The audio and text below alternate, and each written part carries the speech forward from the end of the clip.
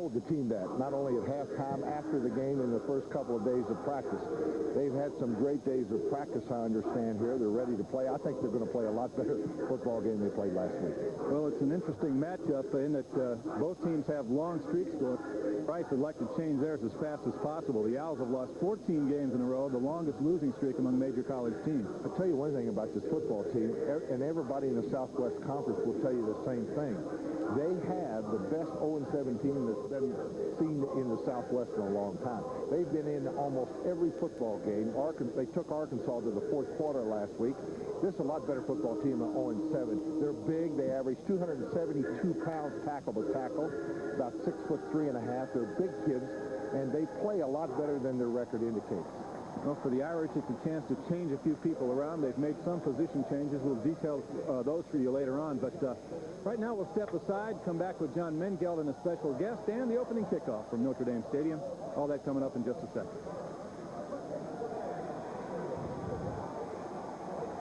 Welcome back to Notre Dame, where the Fighting Irish are just about ready to play Rice. And with me, I have George Stewart, the person in charge of a often forgotten part of the ball game sometimes, special teams. And, you know, a lot of people don't pay much attention to special teams, but I think they're probably one of the most important facets of the game. I agree with you. You look at a game like today in terms of conditions, special teams become critical.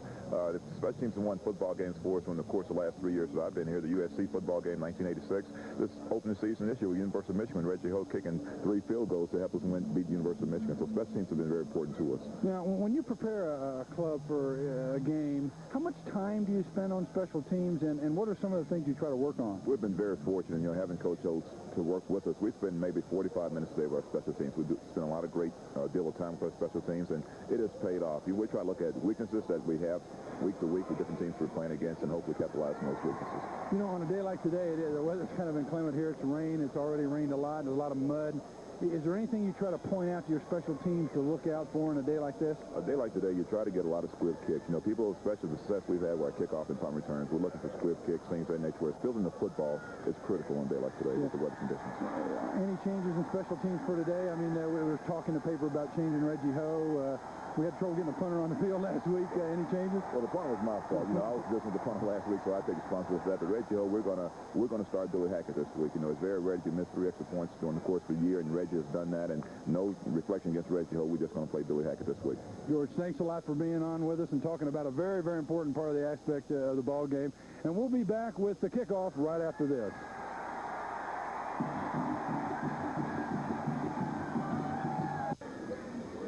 Lou Holtz with a career record of 137 victories, 75 losses, and 5 ties. This is his first #1 ranked team in 18-plus years of coaching college football. And he's about to send them onto the field to play the winless Owls of Rice. At the luncheon yesterday, Dan, he said, I think we're going to play a little bit better today, Paul. I think he's got a pretty good handle on that, don't you? And he said, you know, we couldn't get any excuses for playing flat last week. You know, our plane got in 7 hours late. You know, he said if we would have gotten in on time, went through our regular routine, you know, I could have, you know, I would have been a lot more perturbed with the football team. But, you know, we were delayed 7 hours. We didn't have a good night's rest. All those things go in to playing poorly, and that's exactly what they did. And the Irish, part of that undefeated list across the country, some Division I AA and Division II schools involved in that, but the Irish 8-0, ranked #1 for the first time since 1981. It is not a pretty day for football here today. The weather is expected to get colder as the afternoon progresses. 46 degrees right now, and the wind not too bad, at least not yet. But let me caution one thing. If it doesn't rain, Dan, this is the perfect day for football as far as the players are concerned. It's a nice, cool autumn day, and the field's in good shape right now. If it doesn't rain, this is perfect football for the players. We're just about ready to get this underway. The Owls have won the toss and have elected to receive. Billy Hackett ready to put his foot into the football at the 35-yard line. Crowd on its feet. Yellow, a predominant color in the stands today with all the rain slickers out. And we are underway. A kick taken by Eric Henley back inside the 5. And Henley is banged down at the 23-yard line. In on the play for the Fighting Irish, among others. You're going to see him a lot, Dan. Eric Henley, Michael Crown, the freshman from Ontario, Canada. He's an exciting all-around football player, and he'll be in there at tailback later on. Courtney Hall, the anchor of that offensive line, he's a senior, has never played in a game at Rice in which he did not start. He's in his 41st consecutive start for this football team. And Quintus Roper is the quarterback, an exciting kid, one to watch this afternoon. Roper's going long right off the top, and Boudesquet has it out across the 45. Good for a Rice first down. Todd Light came up to make the play, but what a great start for the Owls. I tell you, this kid can really throw the football. He's thrown for almost 1,000 yards, 995 touchdowns. Watch the poise. Quentin Roper, a senior out from Dallas. He stands right in the pocket waiting for his receiver to come right over the middle, wide open and up close to the 50-yard line. First down, Owls. A great start for Jerry Burns' football team. 0-7 this season, 0-14. They haven't won a game since last year. A little problem with the start here, and flags fly from every corner of the field. Two things, Stan. Holtstead told me yesterday, Paul, this is the best 0-7 football team I've ever looked at in films. And as we watch Rice going to be penalized 5 yards for offside, he said they could have won at least legal procedure, fourth quarter. Offense, repeat first down. They're 0-7, folks, but they're a lot better than that. As I said, they average, what, about 272 pounds per man, tackle to tackle. They're big, and this Roper is the key. He's an exciting player to watch, the quarterback. Your officials, as Rice sets to put it in play here, 1st and 15 at the 42. Roper hands to the first man through. That's Richard Williams. Didn't get very much. Lorenzo Cyphers checked that. Chris Zorich on the stop for the Irish. And up front for Notre Dame today, Frank Stamms at his right end spot. The usual group. Arnold Ali gets the start at defensive end on the other side today. Defensive backs, well, your linebackers as usual, Pritchett and Stonebreaker, and the usual crew in the backfield too, Pat Terrell, Streeter, Smagala, and Todd Light. Second down, 13. Stonebreaker coming off another great game last week against Navy. 19 tackles. Notre Dame offside. Play fake. Pass out into the flats, no good. But again, there is a flag on the play.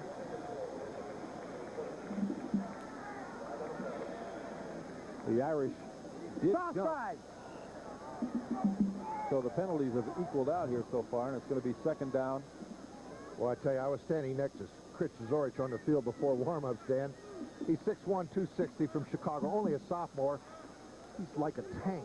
I mean, his arms look like my legs, for heaven's sakes. Boy, what a strong-looking kid he is. Oh, what an interesting family he comes from. Really? Who his mother's brother is married to Olympia Dukakis. Right. Academy Award-winning actress and sister of Michael Dukakis.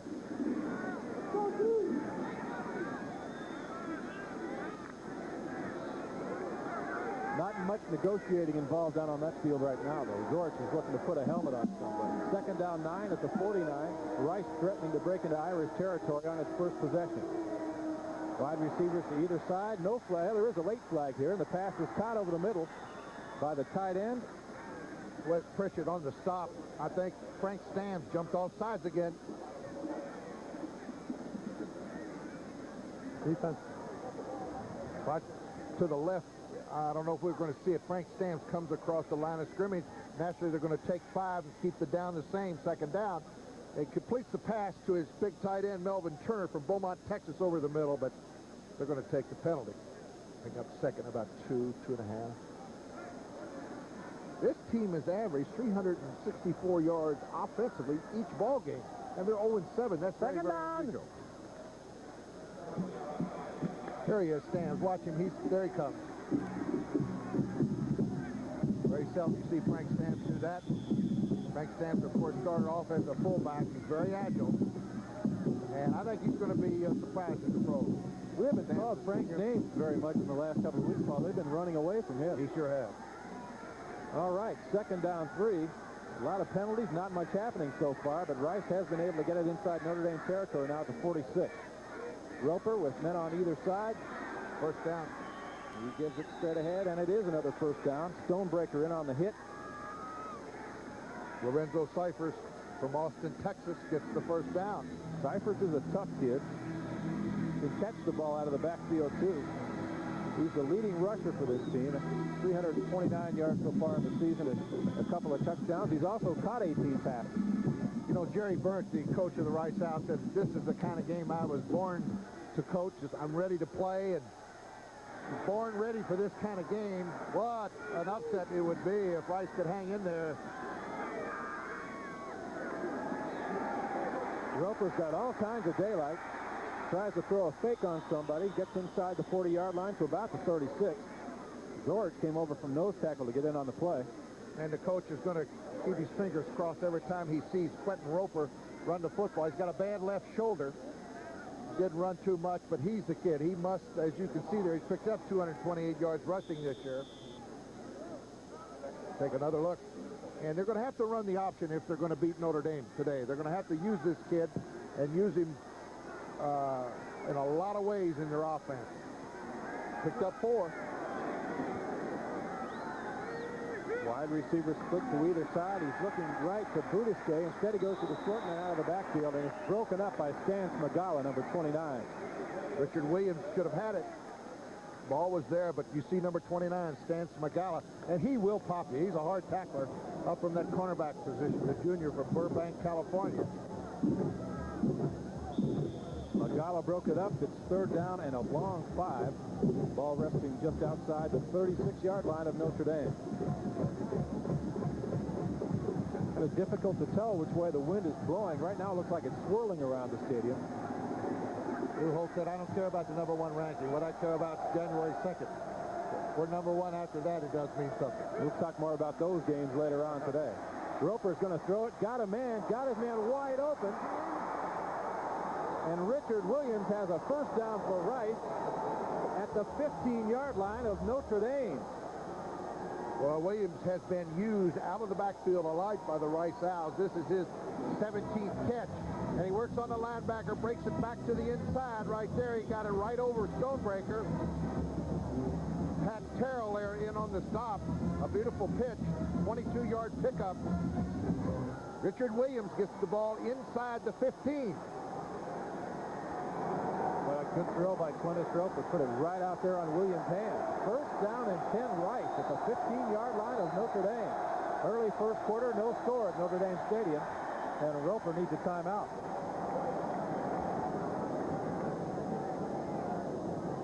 And while they talk it over, we'll throw it back to the studio with 11:25 to play in the first quarter. No score at Notre Dame Stadium.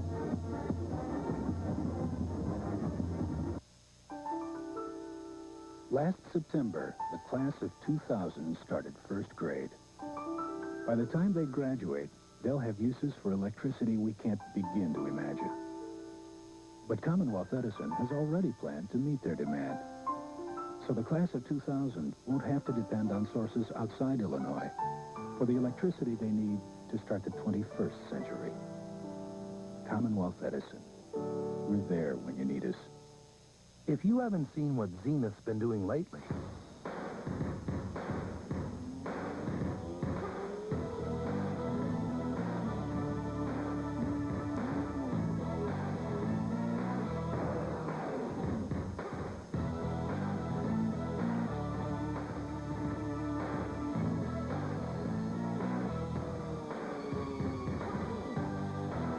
see what you've been missing?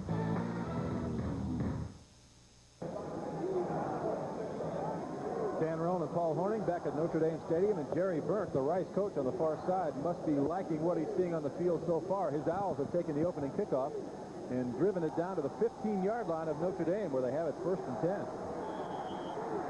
Against what is normally a swarming defense, Dan, and they've got to regroup.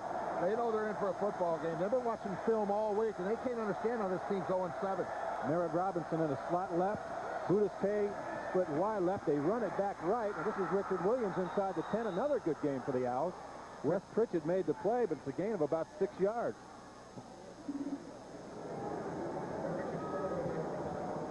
Ned Bokar also helping on the stop. Both linebackers on the tackle here, and the key is both linebackers on the tackle. Where are your defensive linemen? That's the key.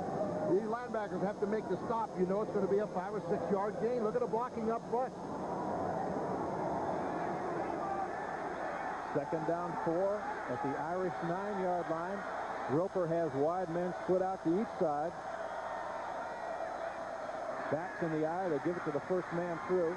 That's Lorenzo Cyphers down near the 5-yard line. Stonebreaker made the hit for Notre Dame. The key for Rice is their center, Courtney Hall. He's an all-Southwestern Conference player, and he may be a high draft choice.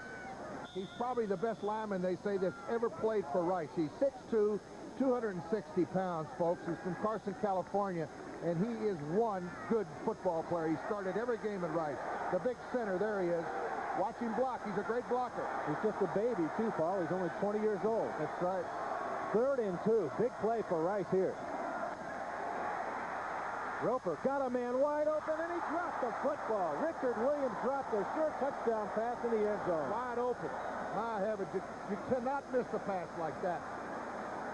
Look at Jerry Burns. He's got to be heartsick over there. The guy had 6 points. And I tell you, he's probably caught this pass about 200 times in his lifetime going through it. Time after time again in practice. Look how easy that is. Oh, he just took his eye off the football, and I'll tell you, he's not feeling too good right now. I'll tell you, Williams wants a chance. He'll get it to redeem himself. Field goal coming up. Tough break. Clint Parsons will try the field goal. 23-yard kick. They want to get something out of this drive, and they do. His kick is right through the middle. So with 9:58 to play in the first, Rice has gone in front of the Irish. It's 3-0 here at Notre Dame, and we'll be right back after these words.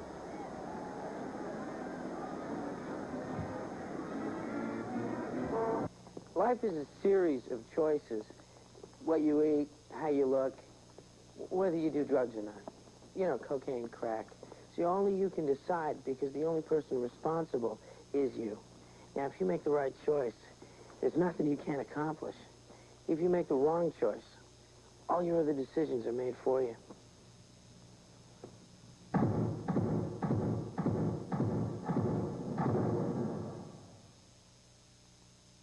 For great personal service and low everyday prices, check the lineup at your neighborhood True Value hardware store, where the November bargain of the month is this West Bend electric potpourri pot. Its holiday fragrance makes it a great gift idea. And this country-style warmer heats without messy candles. It's easy to prepare and clean.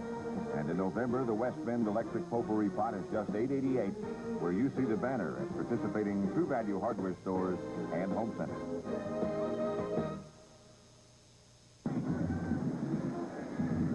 Lou Holtz and the Fighting Irish will have to play from behind here in the first quarter at home.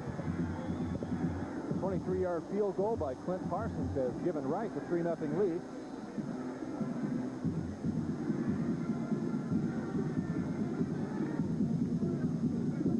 There's Parsons, who handles all the kicking chores for these guys. You know, I'm noticing Steve Bellis, he's on the kickoff return. He's on the kickoff team. He runs halfback. He plays second, third team quarterback. He'll play flanker if you want. He'll go down and hit somebody on the special team. He's the kind of player I like, Dan. I'll tell you, he contributes. He'll do anything if he can help. He'll have his hands on the ball before the day is over. Exactly. Here he is blocking up front, in front of the wedge here for Notre Dame. Parsons set to put it in play. Ismail deep for the Irish. And Ragib the Rocket will take it at his 12. Now time for him to break one. Got a big hole, and he may do it right here. There he goes, boys. Ismail is gone.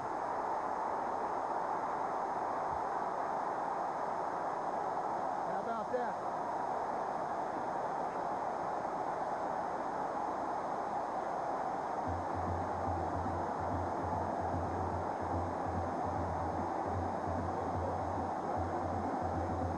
The Rocket blast through for an 88-yard kickoff return, and the Irish have taken the lead. And Jerry Burns, I don't want to tell you, what a beautiful opening drive for Rice, that this will take the wind out of your sails. The Rocket, 88 yards on the right side. And right here, he gets by these two defenders. What a move. He broke 2 tackles. Steve Bellis gets a little block in there for him, and forget it. This kid's got 4.3 speed. Nobody's going to catch him from midfield on. Billy Hackett is handling the placement chores today for the Irish. He's got it right through center. And how quickly the Irish have come back to take the lead. A 13-second drive. We'll have the details later on and take time out right now. But with 9:45 to play in the opening quarter, it's 7-3 Notre Dame.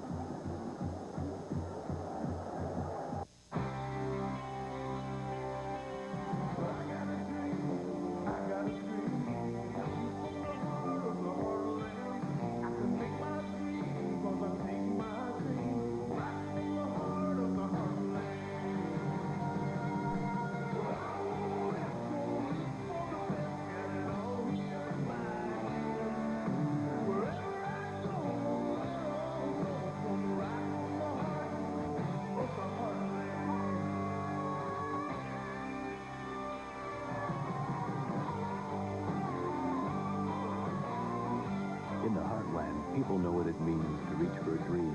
That's where Old Style is brewed. Brewed not to be the biggest beer in America, but just the best.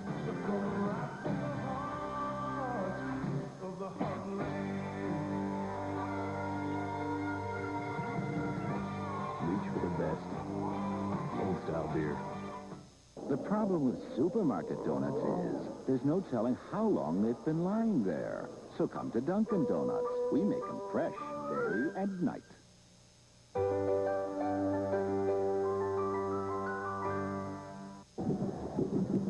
Back in South Bend, Indiana, where Notre Dame Rocket Ishmael just ran a touchdown back. You know, the Notre Dame bench, after Rice's drive, was very down, very low. Coach Barry Alvarez very concerned about Rice moving the ball down the field very quickly.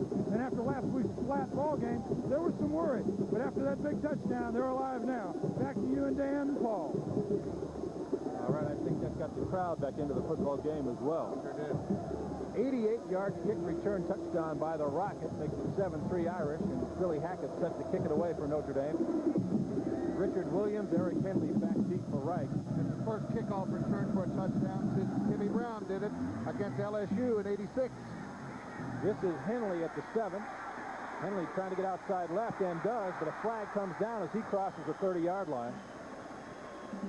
It would appear to be a clip against the Owls. And that may nullify a pretty good return by Eric Henley. Don Grimm in on the play. An excellent field position, too. They would have had the football for 34 against the Owls. Clipping. There it is again. Good blocking up front. Look at that wedge for him. Now let's see if we can catch the clip. I think it's right there at the end. He shoved him in the back.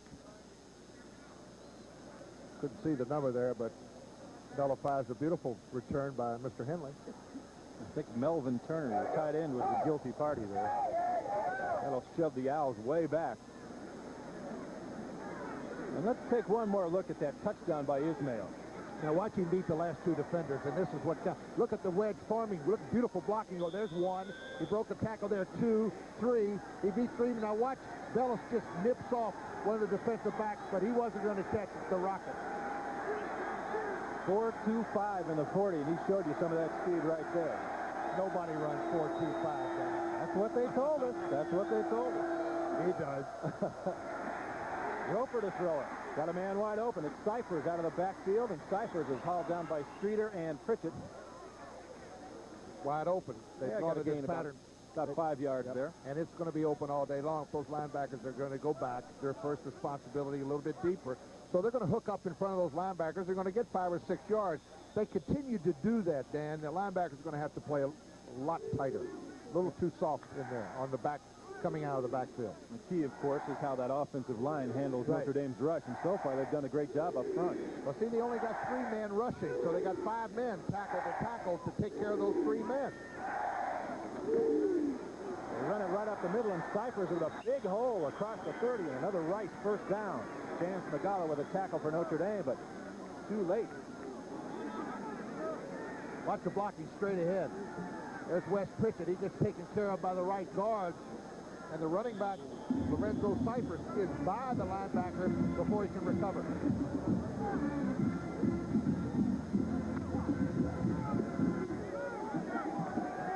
Fourth first down in the football game for Rice. Ball at the 32-yard line, 1st and 10 with 8:35 to play in the opening quarter. Been a good football game so far. Roper to throw it again. There it is again. Got Henley out of the backfield and one more time, and that's good for a first down. Going to have to watch these backs coming out of the back. This is the exciting freshman from Ontario, Canada. Eric Henley, 5'8", 160 pounds. He catches the football. He's going to run the play. He's going to have a great career here. No question about this. Watch Roper. And I tell you, all he's doing is teeing the linebacker there. Look at, he hooks up, Dan, about 6 yards, and then he's got an easy first down after he catches it. And they're going to throw this all day long. You're going to give them this, they'll take it. Wide receiver split to either side now on 1st and 10 at the 44. Roper got a couple of yards. That doesn't look all that impressive, but when you're pounding out 3 and 4 to crack on that play, you really set up your passing game. Stonebreaker made the play for Notre Dame. Along with Stams, the 2 buddies, Stams and Stonebreaker, running mates off the field, I think. No, at one time in my life, I might have been able to keep up with those guys. Listen, Not on a football field, I'll tell you. I heard about you in Chicago with the fast streets. No. I'm going to have to come to Chicago and you have to show me around. I used to know Chicago pretty good, but it's been a long time, Dan. It hasn't changed all that much, Paul. All right. 2nd down, 7. Roper to throw.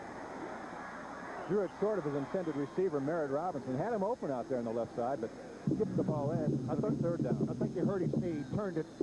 Merritt Robinson over there. The ball was poorly thrown behind him, and I really think he rinsed his knee. 3rd down long. And you see it. Jerry Burnt comes out to little assistant. Merritt Robinson, a sophomore out of Inglewood, California. One of the few guys on this team not from the home state of Texas. Roper now 4 out of 7, Dan, and he has looked pretty good. He's got 62 yards in offense throwing the football, and again, Notre Dame is going to have to watch these little hook patterns. They're wide open. Here it is, left knee, see? Not able to put too much pressure. Let's take a look at Courtney Hall. Look at this. Now he's going against Chris Zorich, a fine sophomore. Zorich beats him to the outside, but of course, the pass is already thrown. You see, he's starting his 41st consecutive game. A couple weeks ago, they were having trouble with tackle. So Hall goes out and plays tackle. A little later, they were having trouble at guard, so he goes over and plays guard. So now he's back to his natural position, center. He can do it. I heard they were going to put him at fullback at one time. 3rd down, 7 for Rice. Roper trying to change the play. Better hurry. He takes timeout. And that's their 2nd timeout that they've had to burn here in the 1st quarter. The clock was down to 1 when he got the timeout called. 25 seconds to get it off. If you're Jerry Burns, you really can't be that upset about using the timeout here, Paul. I mean, they've got the football. They've moved it fairly successfully here. You don't want it to die on a penalty play. So go ahead and call the timeout, get things straightened away, and come back and go with it. But I've seen a lot of times a team could actually afford a penalty and save their timeout. I think it's much more important a lot of times to save that timeout and take a 5-yard penalty. Here it wouldn't have hurt. 3rd and 8 has been 3rd and 13. All right, we'll be back in just a second. There's Lou Holtz on the Irish sideline. And, Paul, that's part of the package when you're the #1 team in the country. I tell you one thing. If anybody out there ever has an opportunity to hear Lou Holtz talk at a luncheon or dinner, go to it, because I tell you, he's got a wonderful sense of humor. He is just delightful. 3rd down and 7 for Rice. And Roper is nailed in the backfield by Frank Stan. I'll tell you one thing. That'll stop that little hook pattern. Again, Henley was open again. But this time, he didn't have time to throw the football. Stan's on the sack. The first significant pressure of the day by the Irish defense. Forte Stamatopoulos on the sack. He came up to me yesterday, Dan. He said, I like that. You told everybody my name. Yeah, I like that. I'll leave that to you. Good-looking kid. Handsome. 4th and 18 now, and Parsons will put it in the air. Ricky Waters back to receive for Notre Dame. A bad kick off the bottom of his foot. It about broke his foot. Oh, boy, that hurt my foot to watch that. It rolled out of bounds at the 37-yard line. That's where Notre Dame's going to have it. Well, Parsons kind of limped off the Parsons field. says, this isn't Texas kicking in that nice, warm sunshine or kicking in the dome. It's not the same thing. Take a watch of Stamps. Stamps is lined up left. Take a look. Stonebreaker drops back into the zone, and here comes Stamps. He comes for the blind side. Roper, everybody else is taking care of it except Frank Stamps. Irish 1st and 10 at the 37. Their first offensive play of the football game, and to give to Anthony Johnson. A.J. out across the 40. Jeff Hood made the play for Rice. It's a gain of 7. Holt said he's the best inside runner he's ever been associated with in all his years of coaching. That's quite a mouthful. Oh, you're not kidding. Up front, they've made a few changes, actually switched around the guards, or tackles, I should say. They're at different positions today. Derek Brown, Rice, Anthony Johnson, Pat Eiler's the starter at flanker today, and he's in the slot right as they go on 2nd down. Mark Green, big hole, straight up the middle, across midfield, and that's the 1st down for Notre Dame. David Griffin up to make the play for the Owls of Rice. but it's a first down for the Irish. He needs 35 yards today, Dan, to move into the number 10 spot on the all-time rushing list for Notre Dame. Ahead of a very, very familiar name who has the number 10 spot, Jim Crawley. Look at the Rice defense. O.J. Brigance, the leader back there at inside linebacker. The Juice, he's a good one. Look at this hole. Keeping it on the ground. Mark Green could go. Has a man to beat, and he's out of bounds inside the 5-yard line. Beautiful run. Mark Green knocked out of bounds by number 39, Brett Napton. But a huge hole for Green, and then some great individual effort to get it outside. Absolutely. Look at the hole on the left side. Here comes the trap blocking. Everybody's taken care of. Nobody touches Green till he gets to the secondary. Then Donald Hollis misses him, and he's being chased down from the backside. 39 is Brent Napton. Knocks him out of bounds at the 8. First and goal, Notre Dame with 5:35 to play in the first quarter. Irish already up 7-3 and looking for more. It's 40-yard pickup for Mr. Green. They give it to Brooks, and Brooks hammers down to the 2-yard line. Hollis up to make the play for the Owls, but Notre Dame's been able to shove it down the Owls' throat here on this drive. And the fans are liking it here at Notre Dame Stadium.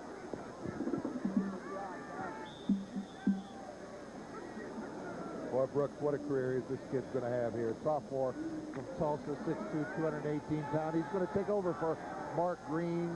Probably get a lot of duty next year. They're sharing it now. A tailback slot.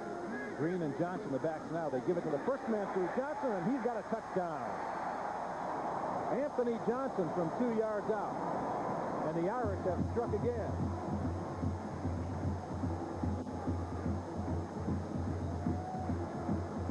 He's pretty tough to stop on the inside, I'll tell you that.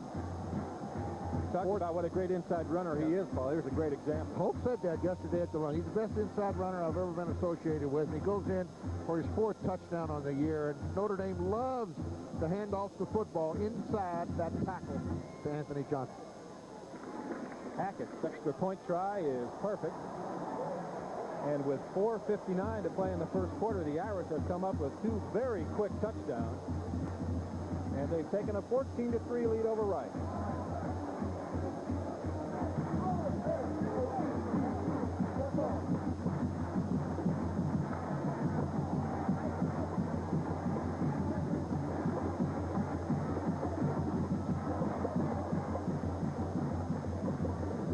Take another look at it. Anthony Johnson up on the inside, gets in. Good blocking on the left side. Andy Heck, Tim Ryan.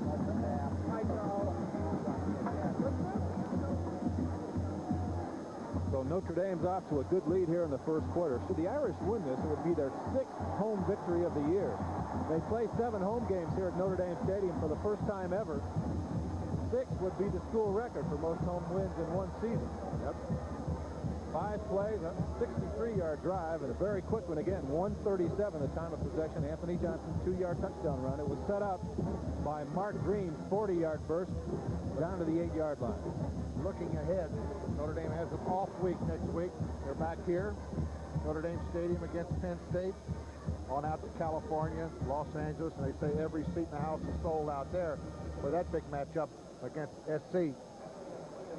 I've never seen so many Bowl Scouts. They're all here, I'll tell you. Never seen so many different colored blazers down in that press box. Dick Rosenthal has been besieged for meetings all week long. I can tell you that because I stayed at his house this week. They're all over the place. He's going to be the most popular guy in the country for the next 2 weeks anyway. Exactly. And lurking, of course, the way the matchup looks, is a very, very solid football team in West Virginia. If it all comes out that way, that would be some kind of football game. I understand they got 40 guys can bench press buildings down there in West Virginia. Very strong football team. Well, they don't have real big buildings down there. Yeah. Henley's taking the football inside his 5. He's stacked up at about the 20 and put down right there. A lot of Irish tacklers in there. Greg Davis among them, the strong safety, number 26. The defense getting a workout, really. Notre Dame's offense hadn't had the football 2 minutes yet. They got 14 points on the board. Of course, 7 of them came on that kickoff for the Rockets. Yeah, they've only run 5 plays from scrimmage so far in the game. Jerry Burnt whose offense has been able to move the football so far. A sack by Frank Stamps took them out of their last drive, and they scored a field goal the first time they had the football. So Rice has not been stopped cold by any means by the Irish defense, but they still find themselves behind by a score of 14-3. Roper changing the play at the line of scrimmage. He'll look to throw. And again, he goes to the short man. And you notice the linebacker there, Stonebreaker, a lot tighter on that little hook pattern than before. Good tackle by Stonebreaker. So that defense is trying to tighten up on that little hook pattern. And again, it's a pattern that's going to be open the majority of the time, Dan. Just a good pitch here. That was kind of good coverage for a linebacker there. It's just a very good pitch by Mr. Roper. Richard Williams on the reception. Gain of 5, second down 5.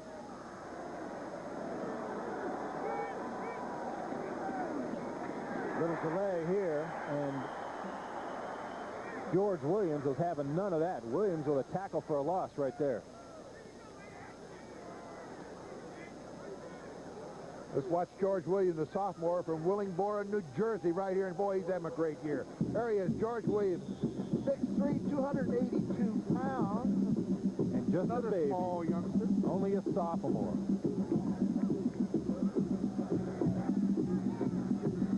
Early games, North Carolina losing at Clemson by a score of 3-zip, and Indiana's jumped in front of the Illini down in Champaign by a touchdown. Oh, I love that running back they got, Thompson, Anthony Thompson. Roper with a man open. Budiski's got the football at the 35, and that's a first down. This kid's a good receiver. Mike Budiski from Houston, the senior. You see him right there. 27 straight games he's caught passes in. Little roll out right. Square out pattern. Good pitch here by Roper. Covered by Todd Light over there, who's also had a very good year, Dan, in that secondary for Notre Dame this year. He's got good coverage. Rice has picked up 6 first downs in this opening quarter. Still 3.5 minutes to play. They have the football at their own 35, first and 10. Wide receivers split up to the left. Little movement, but no flags yet. Zorich. Chris Zorich throws Richard Williams down to the ground. Another big loss, a loss of about 4 or 5 yards. That's Dick Butkus' buddy, Chris Zorich, from the same high school location. CBS.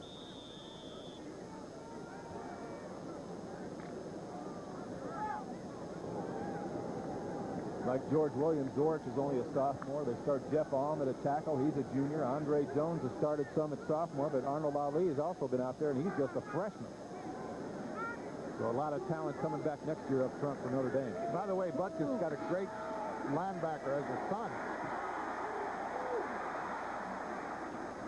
Roper had nobody to throw to. Made a pretty good move to get back out across the 35 for a gain of 2. Do you know that Matt Butkus, Dick's son out in California, may be recruited here at Notre Dame? We don't know yet. You're not involved in that, are you? Well, I've been talking to Dick. Yeah. Lou Holt said, we'll give you a scholarship just on gene. That might not be a bad idea. Take a look at Roper up the middle.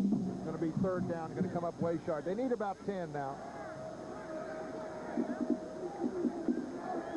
That just about tells the story for Notre Dame. The Irish in control of their own destiny. Third down 10. Roper pressured by Stam. Shakes loose, but Williams has him at about the 37-yard line. It'll be a pickup of 1, but not nearly enough for the first down, as again, the Irish defensive backfield doing a good job of covering up on those receivers. Off of play action. Of course, play action is, that's not going to do anything. There you see Stams again causing Mr. Roper to not throw the football and come up short. Fourth down and 9 with 1:30 to play in the opening period. Parsons back to kick it. We'll see what he does with it. 26-yarder was that first effort. Plenty of time to kick, and a much better. Well, Ricky Waters got away from the ball and takes a rise hop back to the 25-yard line. So Notre Dame takes over after 25 with 1:13 to play in the opening period. 40-yard kick that time for Clint Parsons.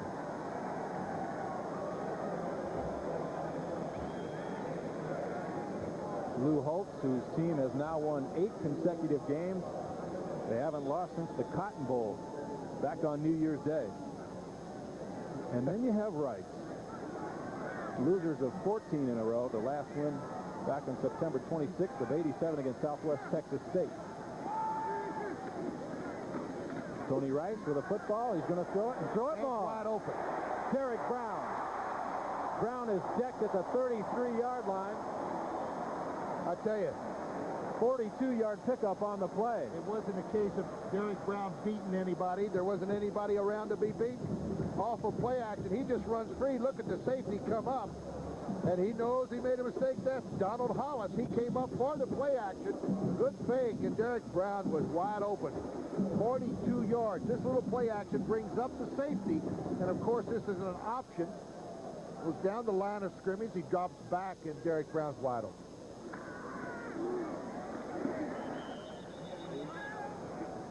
The Irish come back with another running play. Keep it on the ground with Anthony Johnson. John Zarita made the stop for Yep, they're ready to play today, Ben. They look pretty good offensively, no question about that. Clock ticking down in quarter number 1. And the Irish have it inside the 30 at the 27-yard line, first and 10. Or I should say second down 4. Tony Rice. Tony Brooks. And Brooks has thrown for about a loss of a yard there. Richard Dugan, number 59, the linebacker, brought him down outside the line of scrimmage as the first period comes to a close. The Irish on the move and with a pretty substantial lead here after quarter number 1. It's 14-3, Notre Dame leading Rice, and we'll return to Notre Dame Stadium in just a moment. You want that gun? Pick it up. I wish you would.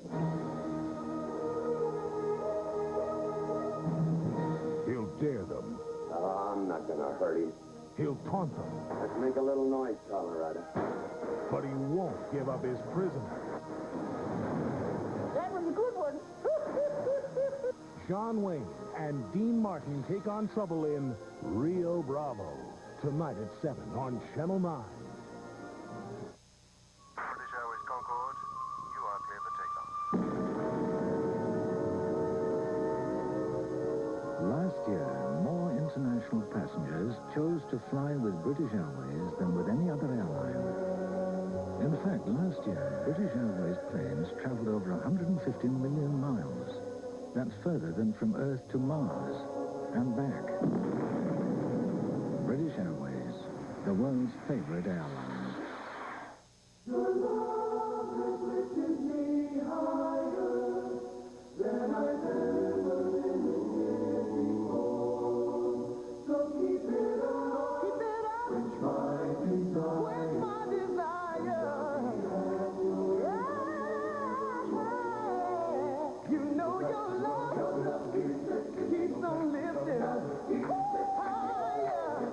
Arrow shirts. We've loosened our collar. Welcome back to South Bend, Indiana, where Notre Dame Fighting Irish continue to lead the Rice Owls 14-3. And I have with me the man who really provided the omen for the Miami game, the baseball coach for Notre Dame Fighting Irish, who beat Miami. And, you know, it's quite a victory and provided an omen for the football team. I was just proud to be part of it all. It was a great thing, a great happening right before the football game. We tried to tie in a great baseball program with the greatest football program in the world, and that's Notre Dame. Hey, thanks a lot. Good luck to you. Back up to Dan and Paul. All right, that's Mark Green on the pitch down to the 20-yard line. That is an Irish first down. Brett Napton came up to make the play again. That's Mark Green around the right side. Fake to the fullback. Look at everybody converges on the fake. Good fake by Mr. Rice, and Mark Green got the first down. They mark it inside the 20 at the 19. First and 10, Notre Dame. Eilers in motion to the left. And they give it to Tony Brooks. Tony bounces off a stack and back outside. He's not going to get too much, though. He's finally hauled out of bounds over there by Donald Hollis. Give him some room. Give him some room over there, folks. The effort was there, no question about it. The effort was there, and he actually lost a yard. Looks like, look at the guard and the tackle. That's Tim Ryan and Andy Heck pulling. Good move by Tony Brooks, or he just can't get by David Griffin, the cornerback on the outside, and then with help from Donald Hollis. Actually, Tony had a 3-yard gain there, Paul, when the play was stacked up at the 16, trying to get outside, and then wound up losing a couple. So second down 12 at the 21. Full house backfield. Rice the keeper. Rice still with the football, and Rice with some open field. Tell you, he's been the key all year long. Tony Rice is what makes this football team go offensively. And I really think the big key for success is early on. We've talked about this before, that Lou Holtz stayed with Tony Rice. This kid is a great athlete, and he runs this play as well as any quarterback in the country. He's a great option quarterback. Here he is, out of the wishbone, takes to the fullback. He's got his trail back there. It opens up. You saw he cut back inside of William McClay. Almost got the... Yes, he did get the first down. Sure did. It's first and goal, Notre Dame at the 7-yard line. They give it straight ahead again. Johnson. Anthony Johnson inside the 5. O.J. Brigance on the tackle. A.J. picked up 4 at second down goal at the 3.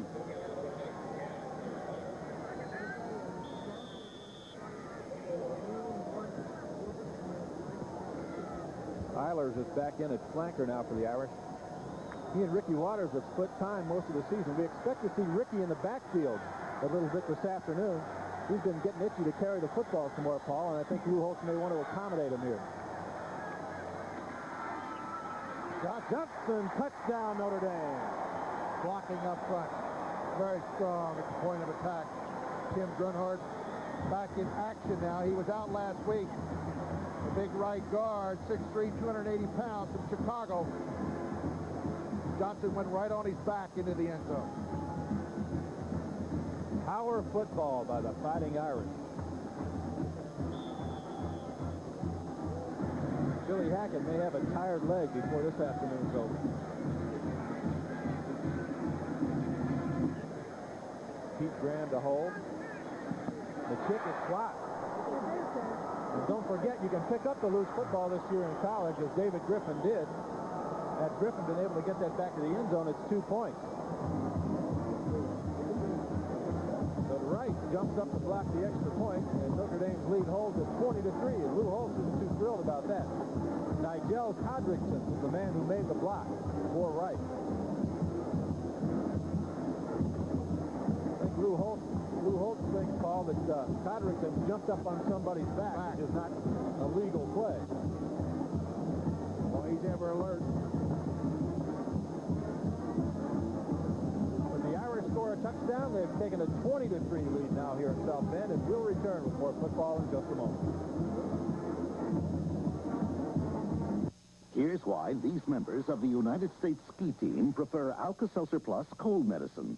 I came down with some mean cold symptoms. I was Rice coach Jerry Burnt trying to regroup over there on the far sideline after the Irish took him 75 yards in 8 plays. Anthony Johnson got his second touchdown of the day. A 3-yard run, Paul, and just straight ahead football here. 5th touchdown of the year, and I tell you, if you're scouting Notre Dame and inside the 5-yard line, you better key Anthony Johnson, because he's going to get a shot or two at it. He's got great balance, of course, and he's got great determination, but great feel and nose to get that football into the end zone. Eric Henley and Richard Williams again deep for Rice. Billy Hackett. Squib kick this time. Taken by the up back and lateral back to Williams. Williams at the 20, flipped down at the 24-yard line. Pretty good crowd today has braved a less than perfect football afternoon, although the rain's held off so far. And a service academy battle today, Paul Horning. It's 7-0 Air Force leading Army in the first period. Battle of the wishbone.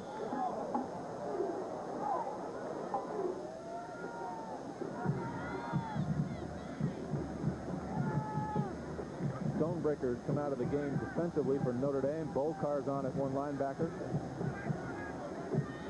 They'll alternate all three of those linebackers. Bolkar, Pritchett, Stonebreaker. Quintus Roper to throw.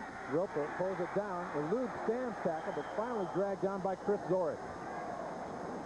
Zorich got Roper for a loss of maybe 3. Stamms, number 30 at the bottom of your screen, plays off a block. He gets rid of Williams. Almost makes the tackle, then Zorich on the side. And Stamms was able to jam that one up enough that Zorich had plenty of time to get there and make the final tackle. Lost of 4 on the play. 2nd down and 14 now. As the Irish defense starting to get into this a little bit, Paul. Jerkovic in that defensive tackle for Notre Dame. Mirko Jerkovic, the freshman from Calumet City.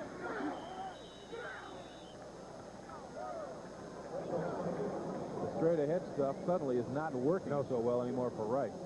Cypher stopped cold, and again, Zorich made the play. You better go back to that little hook pattern we were talking about. It worked pretty well before. Cypher's got nothing on that play. It's 3rd and 14.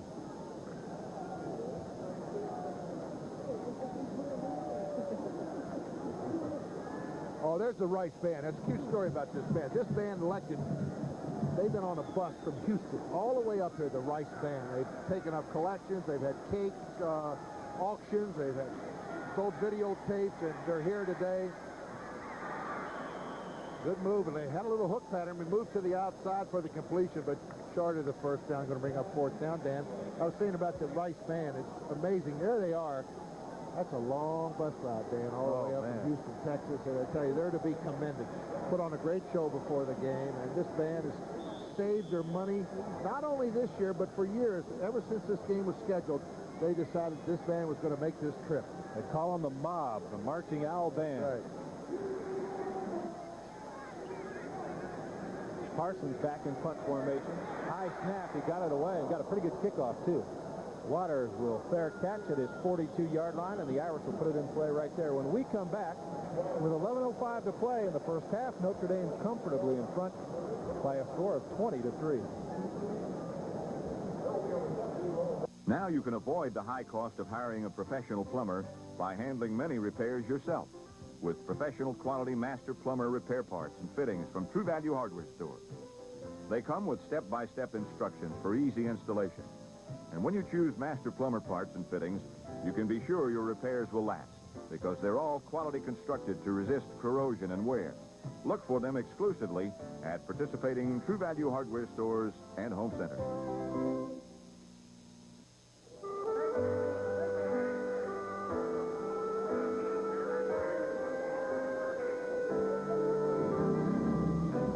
This memory is brought to you by Unicel.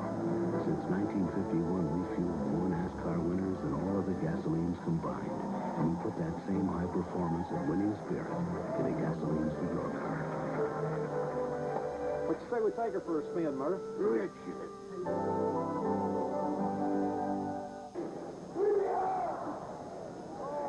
Welcome back to Notre Dame Stadium, where you're watching the best in college football. This is Dan Roan, along with Paul Horning, John Mengeld, and our executive producer, Arnie Harris. Let's pause 10 seconds for station identification. For 40 years, WGN-TV, Chicago's very own Channel 9.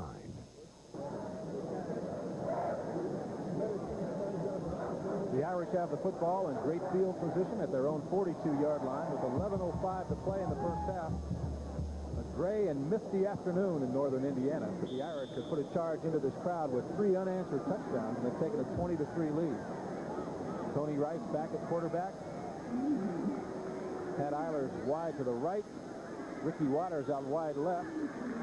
Ricky Waters in the backfield, I should say, and Waters takes the pitch, breaks the tackle, and takes it across midfield, but a flag is down on the play. What a block by Pat Eilers. He came back and annihilated the defensive end. Pat Eilers, a very, very good blocker, set up that play with a crunching block. Woo! Unfortunately for Lou Holtz and Notre Dame, it's all going to come back. Lou has a lot of confidence in Pat Eilers, Paul. I tell you, he's a very, very good blocker. We've been watching him now 4 or 5 games. Holding against the offense. Advance the line of repeat first down. You're holding. Whenever they run that play out of the eye, they sweep right or left, and they got Eilers over there, and he comes back. Boy, he just wipes out either the defensive end or linebacker. He takes dead aim and pops them right about the shoulder pad. He puts them down. Don't forget, he was a kid in the Miami game who Lou handed the ball off to score a crucial touchdown in the second half. First, I should say, in 19. First and 19, they throw it out of the backfield. Anthony Johnson, big hole. A.J. first down and more. Johnson inside the 40-yard line. O.J. Brigant finally hauled him down, but it's a first down for the Fighting Irish. They've scored on every possession so far this afternoon, and they're on the move again. And I'm going to tell you, Eilers, look at that block. I don't know if you picked it up at the right of your screen. Anthony Johnson, good running, 28-yard pickup. Beautiful running by A.J., and again, a block by Pat Eilers. He's trying to get another one. Take another look. Everything's working. Little quick screen out on the right side, 28-yard pickup.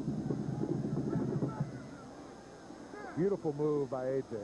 Really followed the blockers there. Now, they come right back to the big guy from the 39-yard line. Rice 2 out of 2 today for 69 yards. He's also picked up 15 yards rushing, so that gives him 84 yards in offense, Dan, and he has 1,300 coming in offensively on the year, both running and passing. Other scores around the country. North Carolina's come back to take the lead on Clemson now. That's in the second quarter. That would be a major. I'll tell you that. It really would. North Carolina's having a terrible year, and Illinois is still trailing Indiana 7-0 in Champaign. Second down 5 for the Irish here. Again, it's A.J., and he's pounded his way inside the 30-yard line and very close to another first down. William McClay came up to make the stop. You take a look at Anthony Johnson, the junior from South Bend, 6 foot 225. Good surge on the inside. It's going to come up a little bit short, about a half a yard for the first. 31 yards on 7 carries and a couple of TDs as A.J. takes a break. Wishbone. Kind of surprised to see him out of the game. Yeah, here comes Braxton Banks. Keen right in the middle. And Braxton has the first down. He's been out of action for some time. Brigant's made the stop from his linebacker position. I tell you, they got 5 running backs that could play for anybody. Brooks, Green, Johnson, Banks, and a little freshman, not a little one, named Rodney Culver. We saw him in action last week. Really going to be a fine back out in Detroit. 6 foot 212. He looks like a fire plug. And he runs like one, too. He's tough to bring down. Got good speed. That's Pat Eilers in motion. Rice holds on to the football. Tony Rice flipping tackles, getting to the 20-yard line.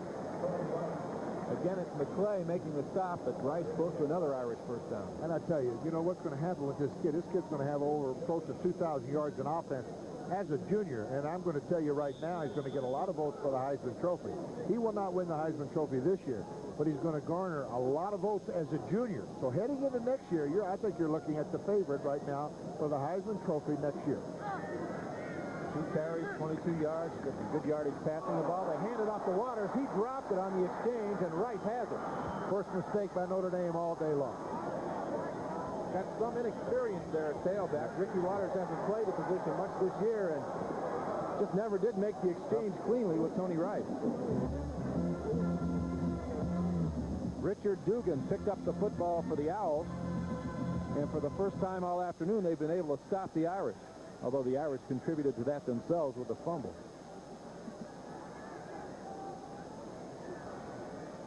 Little mix up on the out of the eye. Here comes the handoff. Rice is right there. Just Ricky Waters trying to get going a little bit too quick, and he didn't have control of the football. First turnover of the day. Quintus Roper back at quarterback for the Owls. We really need to get something going here. Roper gives it to the first man through, Lorenzo Cyphers. And Cyphers got out across the 25, Wes Pritchett, the Irish tackle. Irish holding a 17-point lead with 8 minutes to go here in the first half.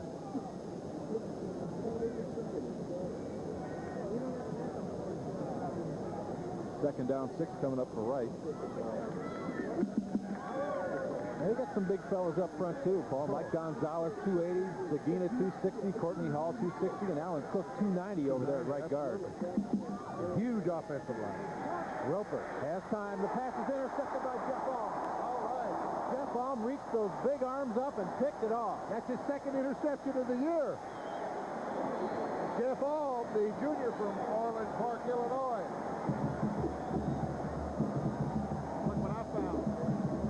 Quintus Roper out obviously didn't realize how big Jeff Baum is. He's 6'7" to start with. A great reach here and a great interception. Boy, that ball comes so quickly to you, it's tough to make the catch. Jeff Baum did a great job. Good timing and good hands. Look at this defensive tackle here. I tell you, next week they'll be kidding me. Holtz will say we might move you to tight end. He looked pretty good on that play. The Irish get it at the 18-yard line, so the turnover 2 plays ago comes right back to the Irish. 1st and 10 at the 18. Rice, Braxton Banks, hammers down to the 15-yard line. Tackle made by Donald Bowers. Gain of 4, 2nd down 6. Clock moving with 7:20 to play in the first half. Must feel great, Paul, for Braxton Banks to be back in that lineup. I don't think their team in the United States is 5 better running backs than Notre Dame. And it's taken to this time to get them all, halfway healthy. They've all been nicked. A lot of nicks. Johnson had a nick. Mark Green. Here's the pitch to Tony Brooks. Tony Brooks. Look at this kid run. Tony Brooks to the 1-yard line. Woo. And again, it's set up by the maneuverability of the quarterback. Tony Rice runs that option well. Talking about guys with injuries, Tony Brooks still has a broken foot. He's played with a broken foot all season long. And it hasn't slowed him down much. He's the leading rusher on the football team. And he's got him set up at the 1-yard line. They'll give it to Johnson inside again and be number 3. Nope. Not this time. It's Tony Brooks for the touchdown. Tony Brooks. It was not to be denied.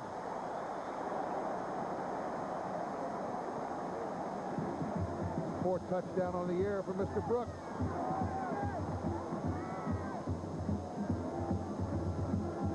Head-on shot here. And watch Brooks' determination here. Being stood up out there by William McClay, and McClay is just not strong enough to hold him out of the end zone. 6'2", 218, only a sophomore. His 4th touchdown of the season, 2nd on the ground, and Billy Hackett will come on to try the extra point. Or will they go for 2 here? They will go for 2, having had the last one blocked. Johnson and Brooks line up behind Tony Rice with Pat Eiler split wide out to the right. That's Derek Brown. Tight end lined up on the right side. They're going to run it. And they run it right in there with Anthony Johnson. It's unreal, isn't it? Just hammers into the end zone. Complete dominance at the line of scrimmage. Offensive blocking has really come back.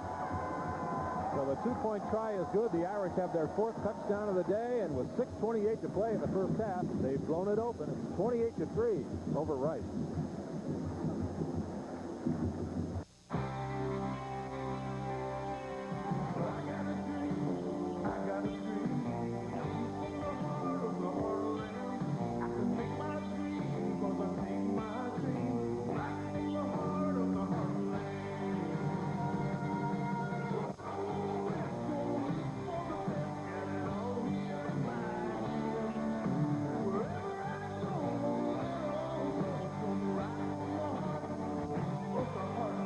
If you haven't seen what Zenith's been doing lately,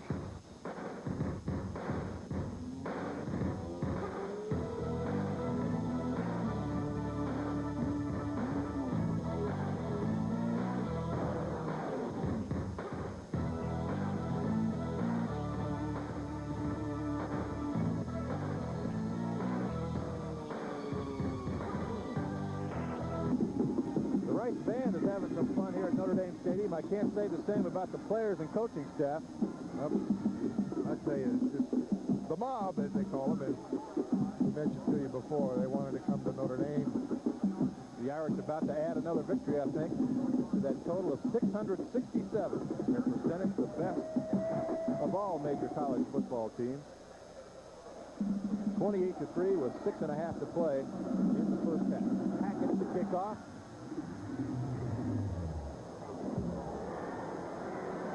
Henley and Williams back deep. This is Williams, and Williams, not a bad return out across the 30-yard line to the 31.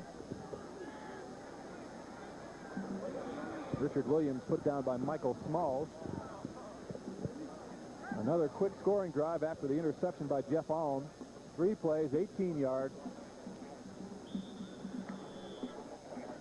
Lou Holtz has seen this club before. None while he's been coaching at Notre Dame, however. 7 of those victories, or 6 of the victories, came while he coached at Arkansas, and he beat him once when he was at Minnesota. Woo, some leather popping there. Well, you can hear it loud and clear up here in the press box. Straight ahead handoff. Frank Stams in there making the initial hit. That tactic does not appear as though it's going to work anymore. These teams have played each other 3 times. The last time they played in Houston, Al Conover was the coach. He ringed the field with local priests that he recruited. I worked that game down there. He's trying to negate that unbelievable, religious edge that he thought the Irish might have. Well, they run it straight ahead again, and Zorich, and a bunch of other ones in on the stop. Maybe Rice could use some divine intervention today.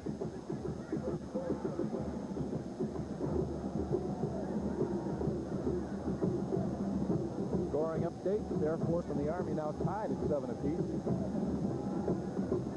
And Clemson has come back to take the lead over North Carolina at 10-7. Quintus Roper at quarterback, faced with 3rd down and long, 3rd and 7 at the 34. Wide receivers split to either side, and Henley moves up into a slot right. Roper got Henley for a 1st down. There's that little hook pattern again. Henley out of the slot. Stonebreaker made the tackle, but it should be good enough for a 1st down for Rice. Would be their 7th so far this afternoon. That's good coverage here. They're naturally thinking deep. Don't let anybody get behind. You see Stonebreaker comes up, makes the stop. Leads all freshmen, Mr. Henley, 148 yards in offense per game. Comes from quite a football family. We'll talk more about that in a second as Roper throws it again. Lorenzo Cyphers makes the catch across the 45 to about the 47. George Streeter came up from strong safety. Keep it up. It's open. Keep it up. Little ball control offense. Almost looks like the Cleveland Brown offense, doesn't it, with Bernie Kosar throwing the little short hook pattern. So this is what Mr. Roper's got to do. He's got to keep touching. Remember, he hit Boudesquet early on a beautiful pattern across the middle of the first play of the ball game. I think you may see that. They can go a little bit deeper now. Nope. They've got Henley again. Henley very close to a 1st down before Todd Light drove him back across midfield. Now, see, he should have gotten enough yardage for the 1st down there. Henley could have gone another 2 yards down as we take a look at Todd Light, who made the stop. And very close to the 1st down, they'll measure. Talking about Eric Henley, his brother is a punt returner for UCLA. That's the team that the Irish replaced this week atop the poll, so his brother Darrell plays for one of the best teams in the country, and Eric here playing for a team that's lost 14 in a row. I bet they have some interesting discussions around that dinner table. Now they do come up a little bit shy, about the length of the football. So make it 3rd down and a very short one for Rice at the 48-yard line of Notre Dame. Well, Jerry Burnlove put 7 points on the board. And looking back, we remember the first offensive series, Dan, where they had 7 points. And Mr. Williams just dropped an easy 6 points, 1 yard deep into the end zone. They had to settle for 3. And I'm sure Jerry Burns thinking about that. You know, he'll be thinking about that at halftime. You know, maybe it would have been a little bit different if. It's a pretty big word, isn't it? You never know. And then, of course, the play that really killed him was the ensuing kickoff. Right. Ismail ran it back 88 yards for a touchdown. Clock moving, 3:40 to play in the 1st half. Rice faced with a big play here on 3rd down and 1. Just outside the Irish 48. They'll go straight ahead with Cyphers, and he's very close. I don't know for sure that he made it. I think they'll give it to him. He might come up a little bit short, but from the spot, it does appear that they've got it. Yeah, they'll give him benefit of the doubt here. And may measure again, but yeah, I think he did make it. Watch off the right side. Quarterback spinning out. Halfback in front. Cyphers, there he is.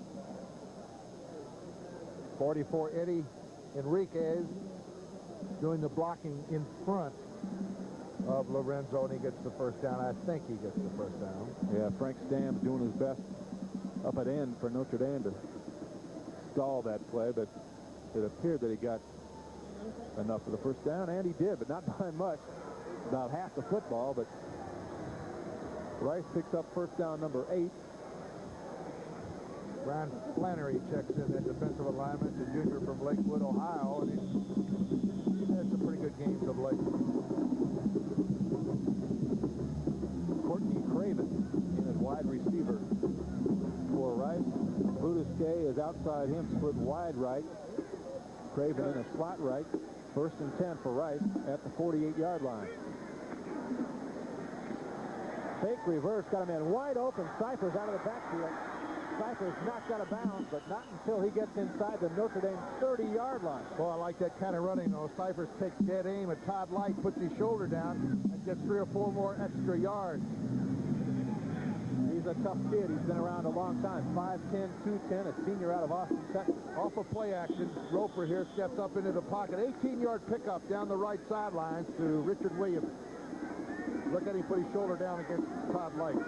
Cyphers has a consecutive game pass-catching string going just like Boudesquet does. First and 10 at the 30. Roper keeps. Roper to the 25, make it to 24. Second down in a short 5. The clock ticks down to 2:40. Arnold Ali made the tackle for Notre Dame.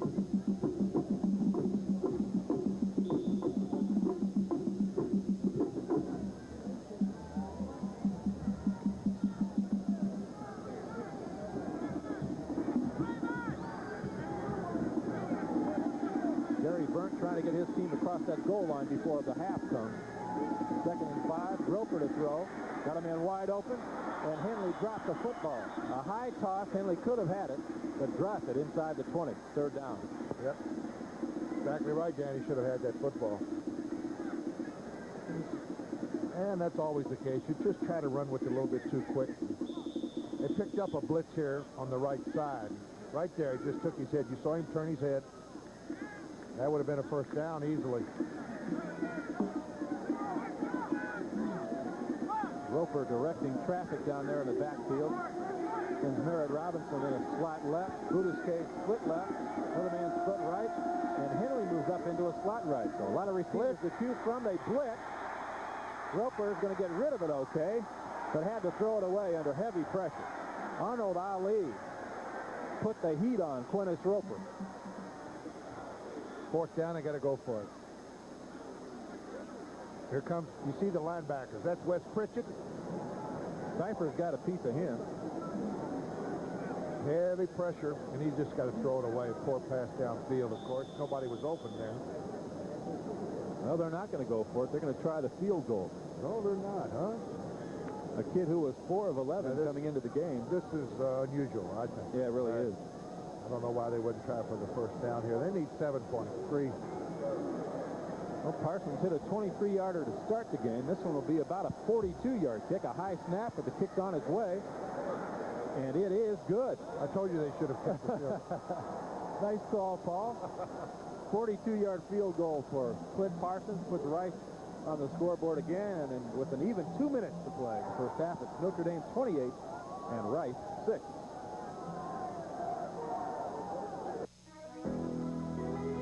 The Heartland. Nowhere in America is the dream to be the best any stronger. It's here where old-style beer is brewed. Brewed with the purest artesian spring water. Brewed with the most expensive, most natural method called krausening. But most importantly, brewed with a dream. Not to be the biggest beer in America, just the best. Reach for the best. Now, a leasing opportunity destined to be legendary in Chicago. At your Chicagoland Acura dealers, lease the incredible Acura Legend for just $348 per month. Acura, awarded #1 in customer satisfaction for 2 years in a row at an unprecedented lease price. Only $348 per month. Now you can lease and drive the ultimate combination of sophistication, luxury, and performance, the Acura Legend. But you must act promptly. Time is limited at your Chicagoland Acura dealers, where precision beats price. Dan Roan and Paul Hornung back at Notre Dame Stadium, and the Owls have been able to put together a short drive here. 11 plays, 44 yards. They credit Parsons officially with a 41-yard field goal, and it's 28-6 now with 2 minutes to play in the first half. And the Rocket has another chance. So Rocket has already taken one back, 88 yards for a touchdown. Watch him return right again. If I were Parsons, I'd try to steer it to either side and get it away from that guy. They come off to the left.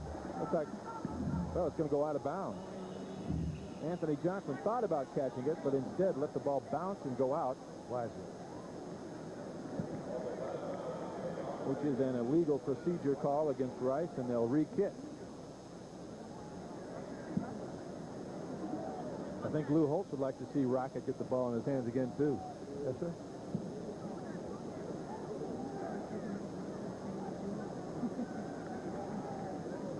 Oops. Oh, he's got a lost little balance there, Chief. Look out, Clint. Clint's had a little trouble today.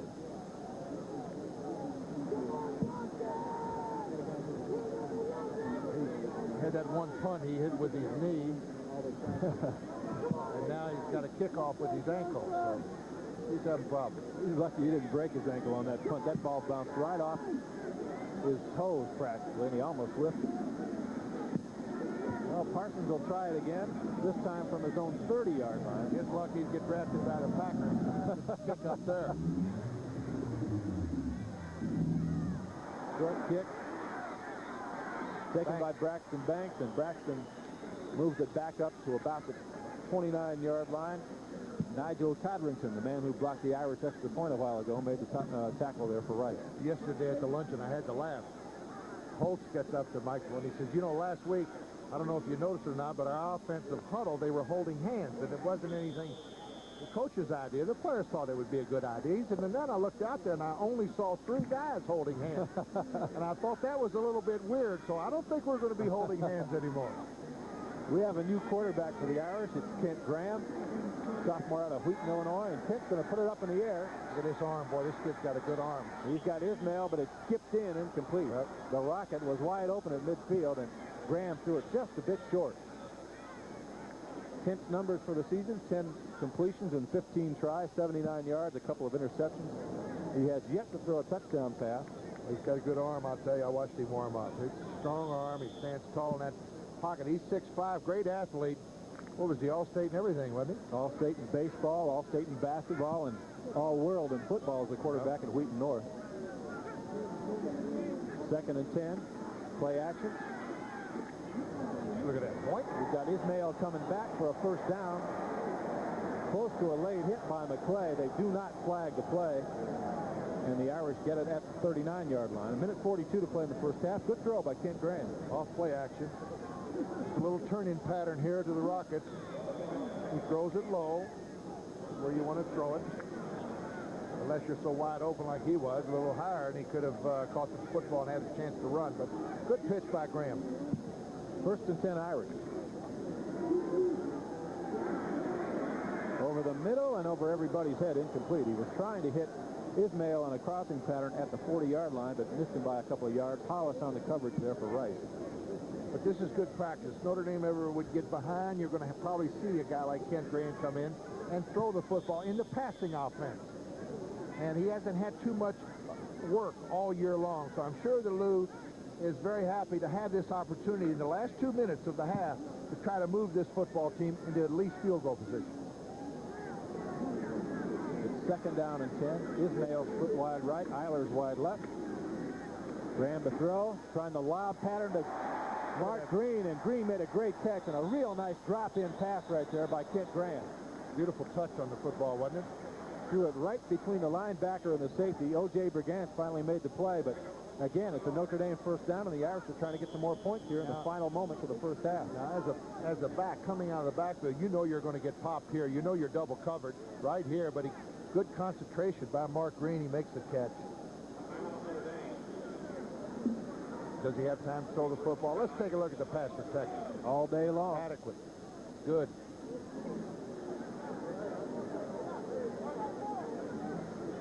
Take a timeout here to stop the clock with 1:16 to go. Those are Mark Green's receiving numbers coming into the game.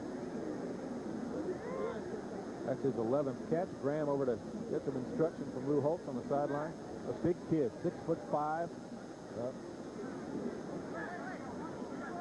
And here's how it feels to be number one, according to Mark Green. Mark doesn't know how awesome that might feel, Paul, 4 games from now. If they can continue to rack up some W's. Well, they can carve out their own road. It's all on their shoulders, you know. Control your own destiny. That's the best spot to be in. The Bull Scouts are here, as you said. And listen, 2 weeks from now, Penn State's going to come here.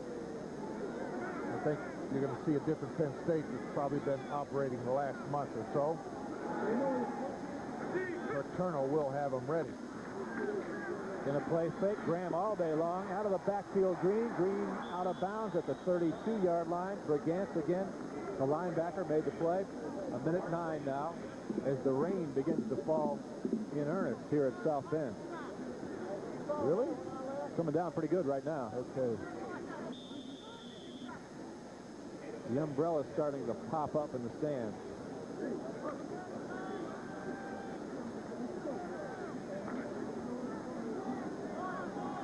Give him 6 on the play. Call it 2nd down 4 at the 32.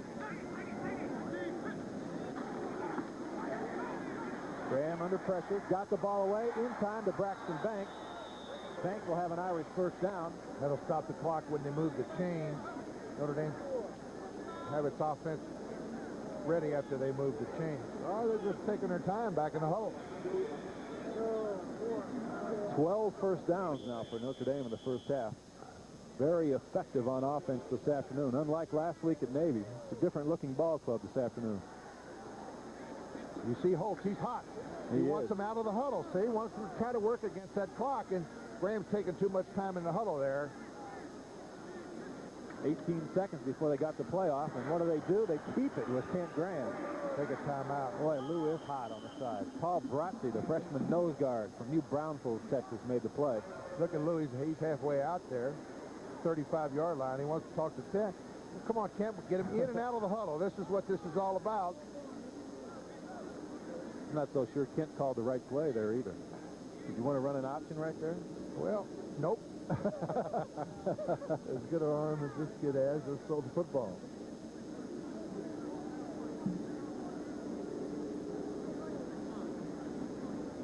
The rain is falling at Notre Dame Stadium, coming down pretty good.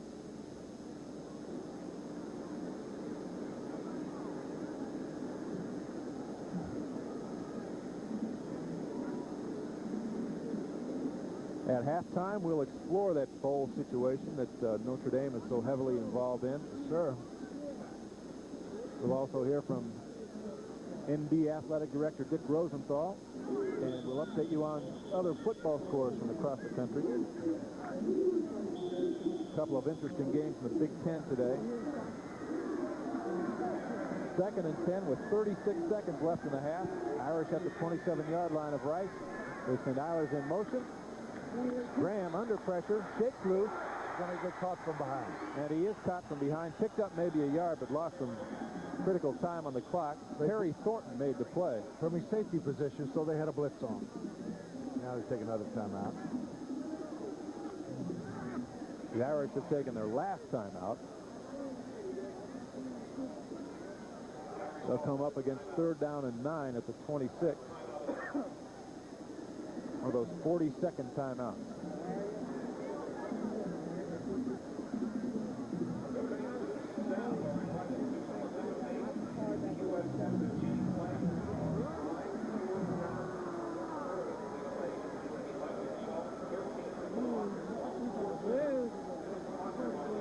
So the against 3rd down and 9 at the 26. One of those 40-second timeouts.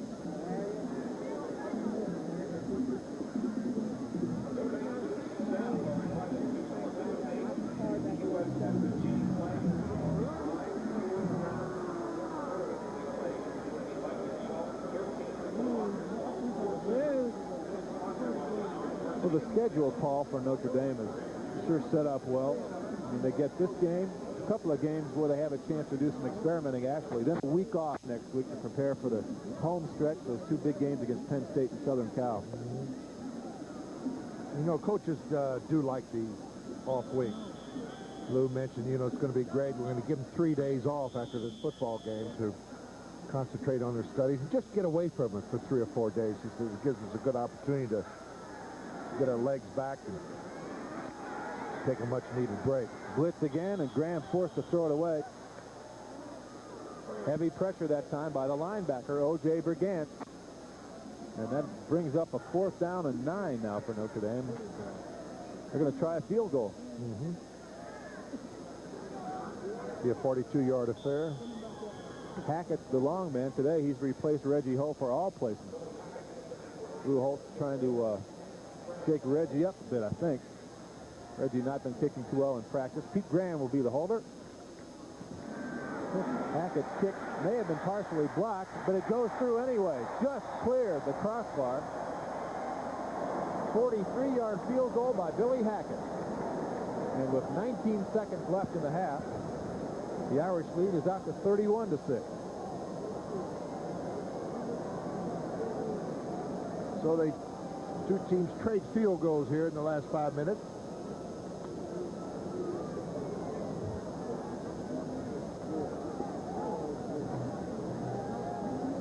This guy's either going to get tired or going to get in shape. Is that Arnie Harris doing that? Kind of looks like him a little bit. He has, I guarantee he hasn't done 10 push-ups in his entire life. Arnie's partial to green. Money.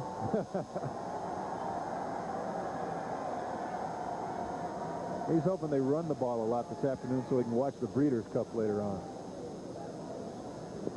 What a race coming up. Yes, sir, Alashiba. Some of the fans here have taken shelter under sheets of plastic and umbrellas and raincoats and everything else.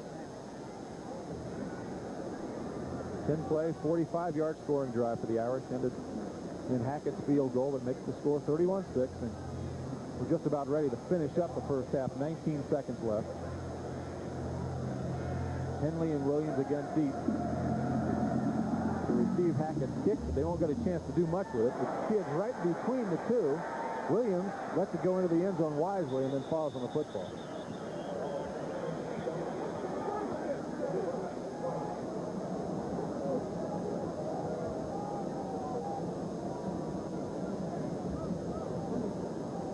So Notre Dame, I think, has yet to punt the football, right? They haven't had a punt. No punts yet. So their offense has had their way. They've scored every time they've had the football with the exception of the fumble by Waters. That's exactly right. 4 touchdowns and a field goal in the first half. That's not bad. Ready for all kinds of weather here. Well, for the pitch, this is Williams upended at the 20-yard line. Home breaker. Woo! He's cutting right on top of that play.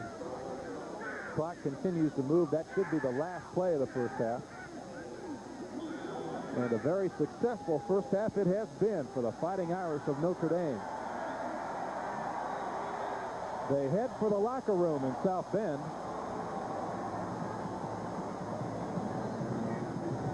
With the Irish firmly in charge here against the Owls of Rice.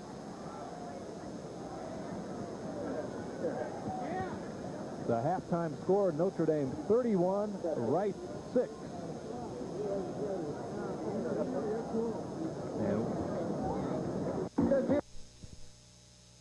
Listen, before we talk about Bulls, I got to tell everybody, this is my basketball teammate. When he went in the ball game, they threw out an extra ball so there'd be enough to go around. Well, I tell you what, we had a great time back in those days.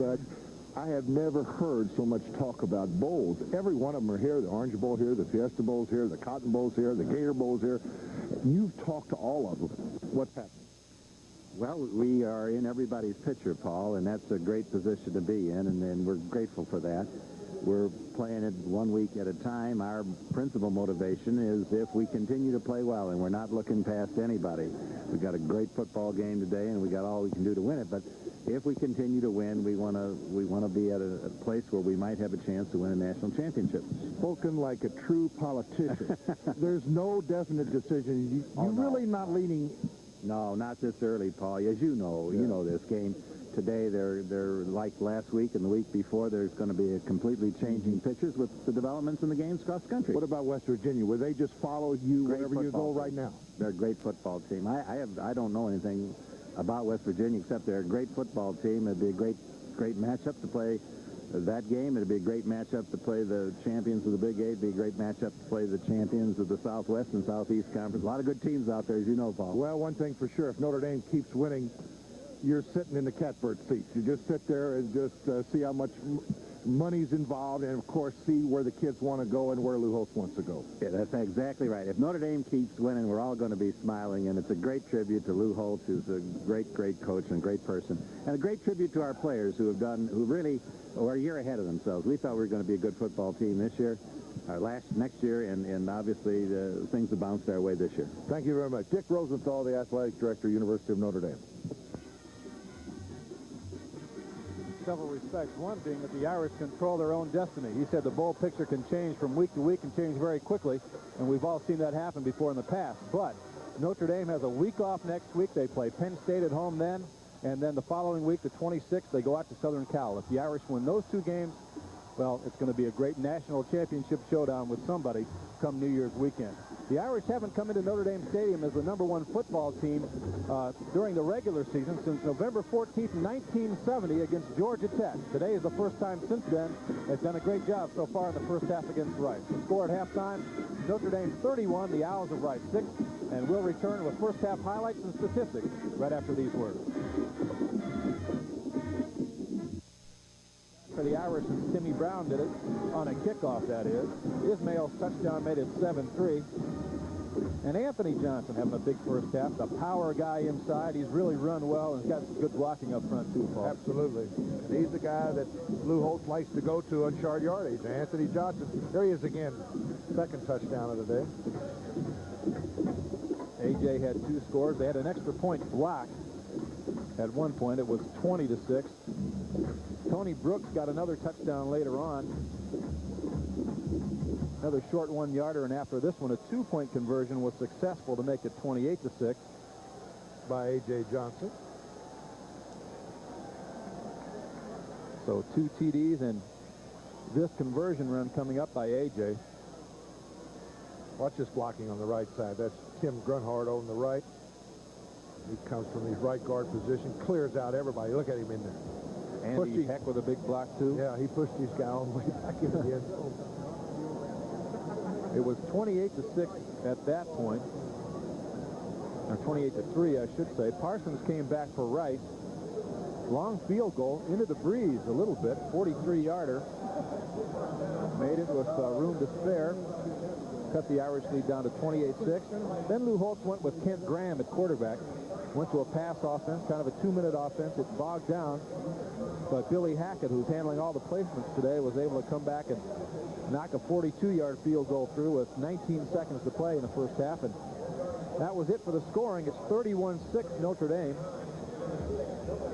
And the numbers from the first half statistically would reflect the score as well. Although Rice has been able to make some yards, make some first downs, they've been outgained by a very wide margin, Paul. But look at the time of possession. That's unbelievable. They've got 19 minutes, 44 seconds. Notre Dame only has the football 10 minutes, but the reason for that is they score in a hurry. The other big hurry. Football back. A kickoff return, a 5-play drive to start the game. Turnovers 1 apiece. John Mingelt standing by down the field with Irish coach Lou Holtz. John. Coach, the Irish offense off to a pretty good start this half, ignited by Ismail's run back. Well, we felt we had to play very well on offense because they just do some things. You never know what to expect when you come into a ball game, but we've been pleased the first half. You know, they've been pretty successful with that hook pass over the middle and some out to the side. Any changes this half? I think we can do a few things to change some of that. The thing that hurt us more, though, was when the back caught the ball coming out of the backfield and ran for about 15 yards. But they're going to complete some. We didn't say that. The thing we've got to do is be able to control the running game. Okay, thanks a lot, Coach. Back up to you, Dan. And before we kick off the second half, here's a word from Notre Dame University. Notre Dame was founded in the tradition of the great European medieval universities that handed out the oldest intellectual tradition in the West. And today she's almost 150 years old and enjoys a unique place in American culture. Notre Dame is a university where belief informs scholarship, a university where research is turned to service. Notre Dame is a university where values give meaning to facts. And that is why over this land so many people are proud to say, we are Notre Dame. Both teams back on the football field, ready to resume play here.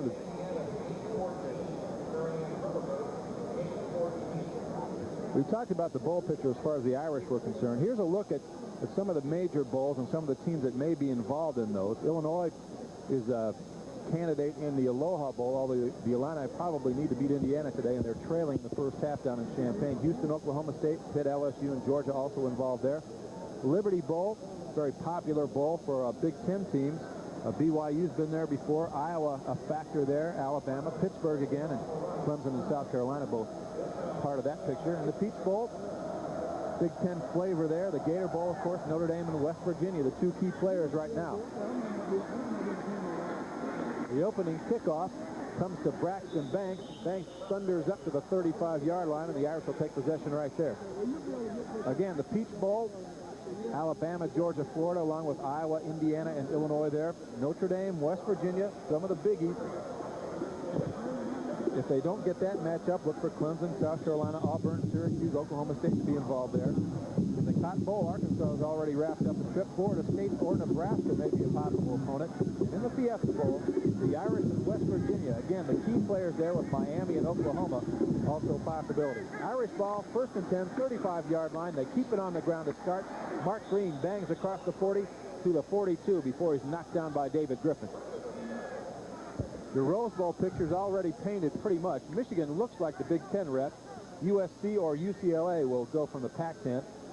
Sugar Bowl, the Southeastern Conference champ against UCLA or USC, the loser of the Pac-10 championship. And the Orange Bowl will send the Big 8 champion against possibly the Irish, although it doesn't look that way right now. Miami and Florida State could also wind up at Miami on New Year's Day. Very good, Danny. You did that nice. Thanks very much. It's still amazed, isn't it? Very much amazed. I mean, we're 2 weeks away, and it's all speculation at this point. And the whole focal point is right here. What is Notre Dame going to do? Where are they going to go? And where is West Virginia going to follow them? No, the interesting thing to me, Paul, is the fact that the bowl bids come out the 19th, and the Irish don't play Southern Cal until the 26th. Well,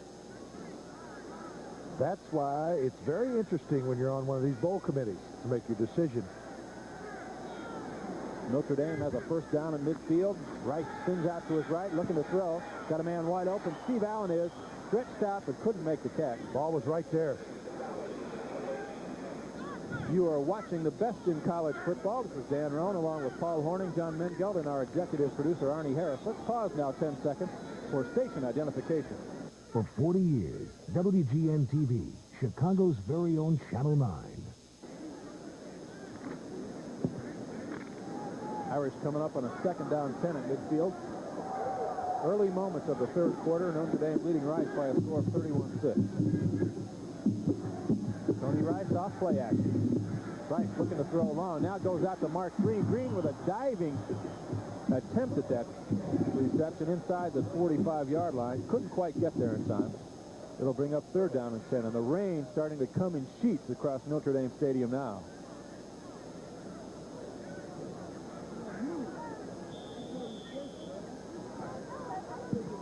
Some loyal Irish fans. Right. I'm not so sure at 31-6 I'd still be out there. No, sir. They will not leave this stadium. No, there'll be a few leave, of course. But Tony Rice on 3rd and 10. Rice to throw, got Ismail wide open at the 30. Is it good or no? No, good. The call was late in coming, but they say the ball skipped into the Rockets, and it will be 4th down for Notre Dame. He's not making too much of issue out of it. Maybe it was incomplete from our vantage point. Looked like he did catch it, but he had right down on the numbers there. So Lou Holt says, okay. First punt coming up. Yep, first time Rice has been able to stop the Irish with its defense. Notre Dame did fumble the ball away once in the second period. Jimmy Sexton to kick it away. Good snap. Snap, kind of a short kick, taken by the up back, number 1, William McClay. McClay falls at the 20, and that's where Rice will put it in play when we return to Notre Dame Stadium. 13:40 for the third quarter, 31-6, the Irish in front. It's about strategy, friendship, fun, risk-taking, love-making, moving in, moving out, making choices, making out. It's about men, women, guilt, ambition, underwear, careers, commitment, falling in love. It's about Rob Lowe, Demi Moore, and Jim Belushi, growing up, falling apart, and getting together. I'm living with It's about last night. I'll give you 2 months. 7 o'clock Wednesday on Channel 9. For great personal service and low everyday prices, check the lineup at your neighborhood True Value hardware store, where the November bargain of the month is this West Bend electric potpourri pot. Its holiday fragrance makes it a great gift idea. And this country-style warmer heats without messy candles. It's easy to prepare and clean. And in November, the West Bend electric potpourri pot is just $8.88, where you see the banner at participating True Value hardware stores and home centers.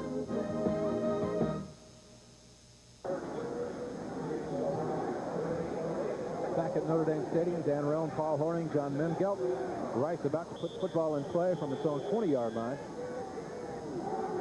The Owls down to the Irish by a score of 31-6. Quintus Roper out at quarterback. 11 of 17 in the first half with 1 interception, no touchdowns. More effective in the early part of the football game than he was in the second period. They give it straight ahead to Cyphers, who picks up about 2. Almost got outside of Jeff Alm, but not quite. The long arms of Jeff Alm, an interception in the first half. Second of the season for Mr. Alm. And only a junior. In fact, everybody's back on that defense except Frank Stamps, Wes Pritchett, and George Streeter. So they got eight returning next year. Double wide out to each side. Roper's going to throw it. He throws it wide of his intended receiver, Richard Williams. Pressure put on by Chris Zorich there caused that incompletion. He had to kind of throw it around his big, broad body.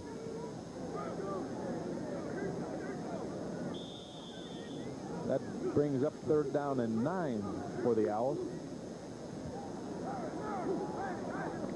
Donald Hollis over there, the latest in a long tradition of Hollises who played for Rice. He may be the best one, too. Next year, he's scheduled to take over at quarterback for this club. Well, they give it straight ahead to Cyphers. Michael Stonebreaker in on the play, and Rice will have to kick the ball away to Notre Dame. Again, not much offense going on from the team in the white shirts. Parsons on to kick it. And Ricky Waters is back deep for Notre Dame. And he wants a chance at a punt return. Good snap, good kick. Waters is going to make the catch at the 37. He drops the football. I don't think he got it back. Rice has it. He's having a tough day, Ricky. It's his second fumble. Concentration. Courtney Craven, a reserve wide receiver, fell on the football at the 35-yard line. And Rice has it in great shape. I think he may be pressing a little bit, Dan. It happens sometimes. You have a tough week of practice. Things haven't been going too well for this young man, and he wanted to play running back. Now he coughs up this punt. Coughed up a fumble in the first half. Make no mistake, this kid's got a lot of talent. was much like that fumble in the first half. He tried to run before he caught the football. Exactly. Wide receivers all over the place for Quintus Roper. He goes short out of the backfield to Cipher. Lorenzo Cipher. I tell you, I'd throw this pattern time and time again. I mean, until they covered it. That's simple as that. They're making the linebackers play for Notre Dame. Wes Pritchett picked up 7 on the play, though. It's 2nd down 3.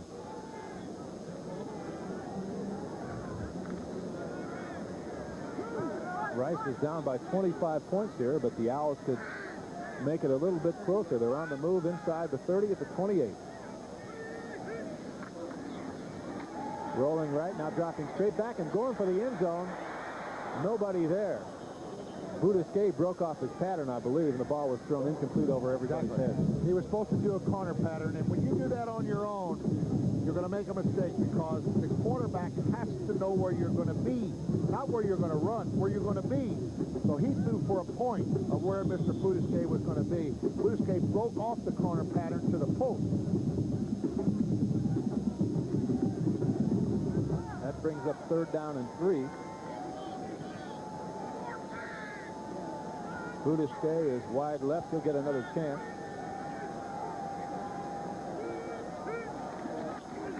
They give it to the first man through, and nothing happening. The ball comes out, and Notre Dame has it back. They stuffed it anyway. They stuffed the 3rd and 3 play right at the line of scrimmage. In fact, penetration. Wes Pritchett got it. That play never got off the ground. Wes Pritchett with a fumble recovery for Notre Dame, and the Irish get it back at the 30-yard line. Timeout on field, 11:33 left in the 3rd quarter. Still 31-6 Notre Dame.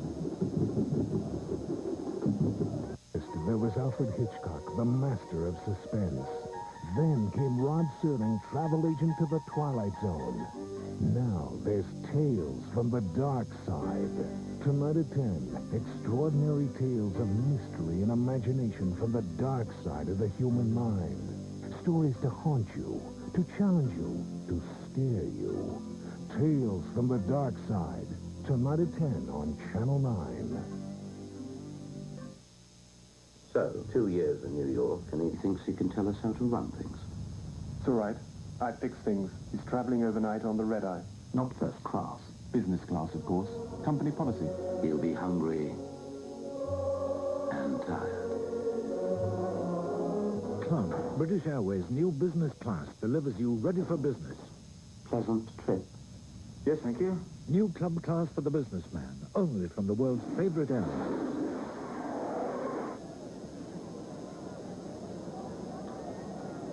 Back at Notre Dame Stadium, Dan Rome and Paul Horning with some scores from around the country. West Virginia, coming off that big Penn State victory last week, is leading Cincinnati 14-6 in the first. That should widen.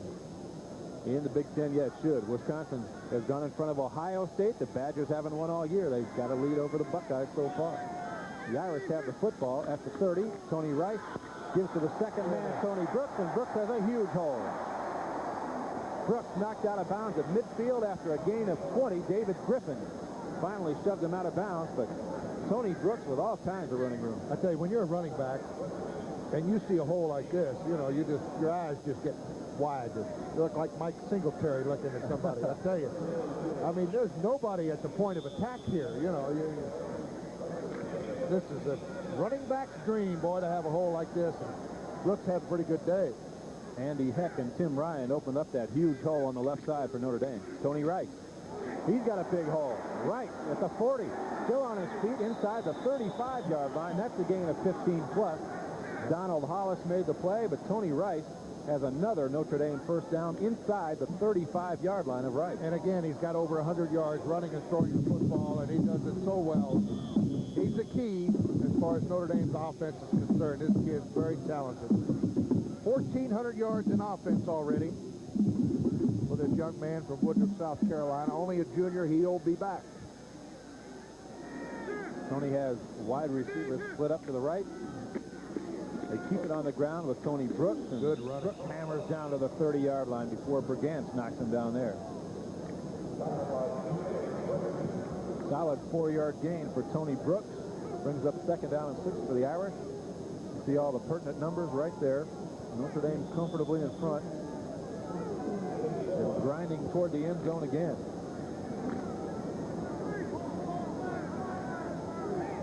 Rice is averaging 13 yards a carry, Dan. That's 3 not carries bad. for 39 yards. Aaron Robb is in the slot right. They just pounded up ahead again. Anthony Johnson with the football. Richard Dugan in on the tackle for Rice. A.J. comes out of there limping a little bit. You'll see some substitutes if they put 7 points on the board here. I think Hope will ease up on the throttle and let a few more youngsters get an opportunity for a little experience. 3rd down and 1 here. They go double tight end with Rod West on the left side and Derek Brown on the right. Robb is split wide to the right. The trouble for Rice is they got a guy named Rodney Culver that you're going to see. They give it to A.J. Breaking tackles inside the 20 for an Irish first down, a pickup of 6. Ooh, keep that head up. I don't like to see that head go down. Watch the pops coming up here. A.J. on the inside. Slides to the outside of the block by, was that Brooks? I think it was a good block by Tony Brooks. Look, he put that head down. First down. But what I was saying is here coming out, you're going to see Rodney Culver now come in. I like the way this kid runs. He's quick and hard. He's actually a tailback. Look at this kid. He's unreal. I couldn't get it out fast enough. He's actually a tailback playing fullback. He's unbelievable. It's his 3rd touchdown of the year, and he's been sensational. We saw him make a spectacular touchdown run last week, and that one was every bit as good as the one against Navy.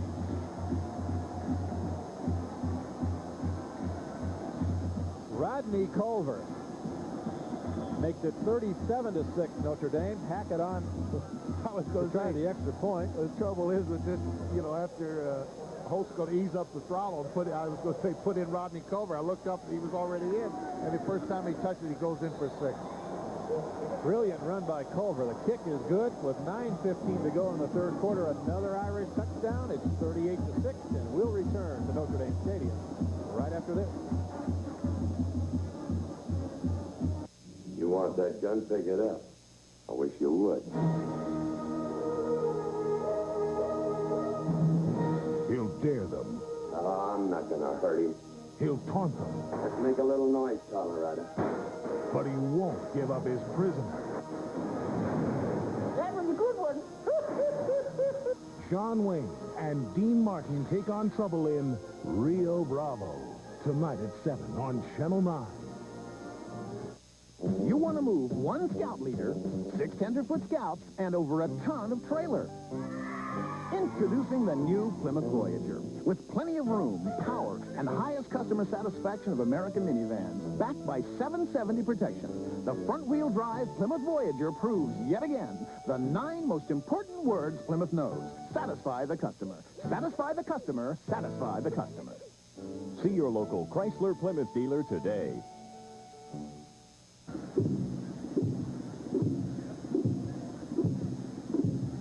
Back at South Bend, the touchdown that's just put the Irish ahead 38-6. Rodney Culver, and you talk about some hard running. Check this out.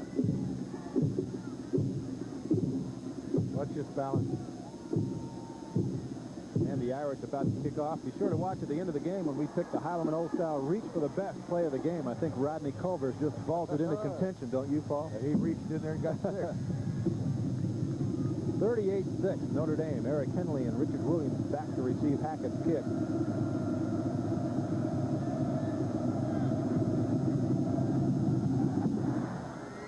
A low one, but a deep one. Williams takes it back at the 12.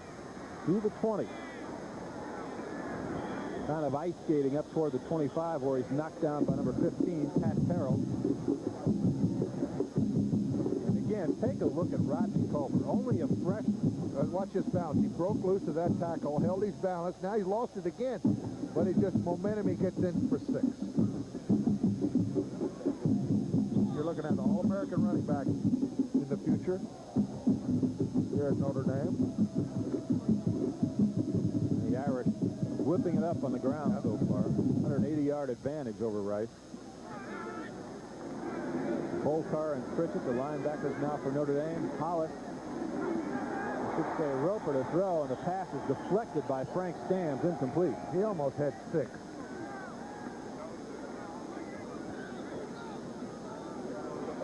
Frank Stams reached up to knock that one away. 2nd down 10 at the 26.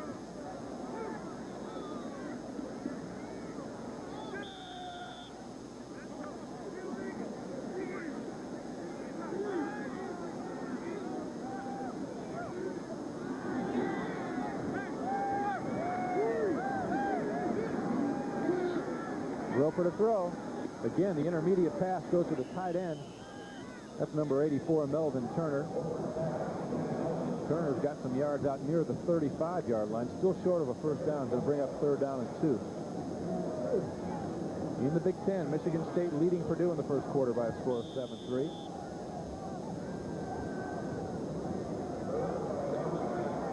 Call it 3rd and a long 1 here for Wright at the 35-yard line.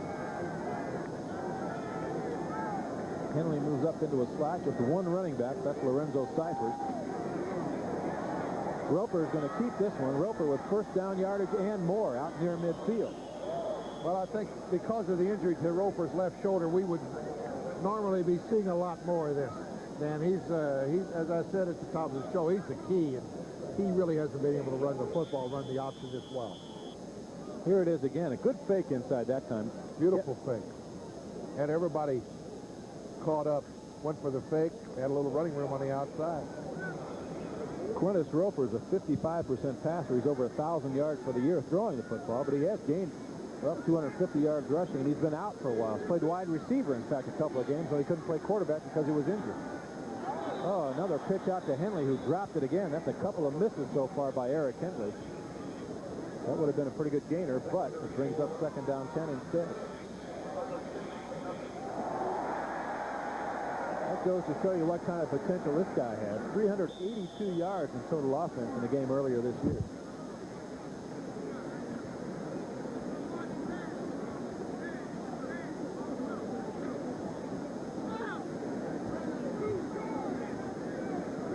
He's looking at a 2nd down and 10 at his own 49. And Roper will throw. Again, the short one, but Stonebreaker was there to knock it away from the tight end, Melvin Turner. George playing a little linebacker there from his nose guard position. Chugged the center and then dropped back like a linebacker. The Irish are starting to anticipate that little hook pass. Yeah. That's what Lou Holtz had to say about Quentin Roper. Here he is. He runs it. He throws it extremely well. Returns kickoff. He's caught a couple of passes. He does it all. But it hasn't been enough today. That's the problem. 3rd and 10. Got some time here. Got a man open. Budisque, a nice reception in traffic, and Budisque's got a first down at the 34-yard line. They completed that pass on the very first play, and they haven't come back to it at all. And we've been wondering where it's been. This kid's got good fair hands.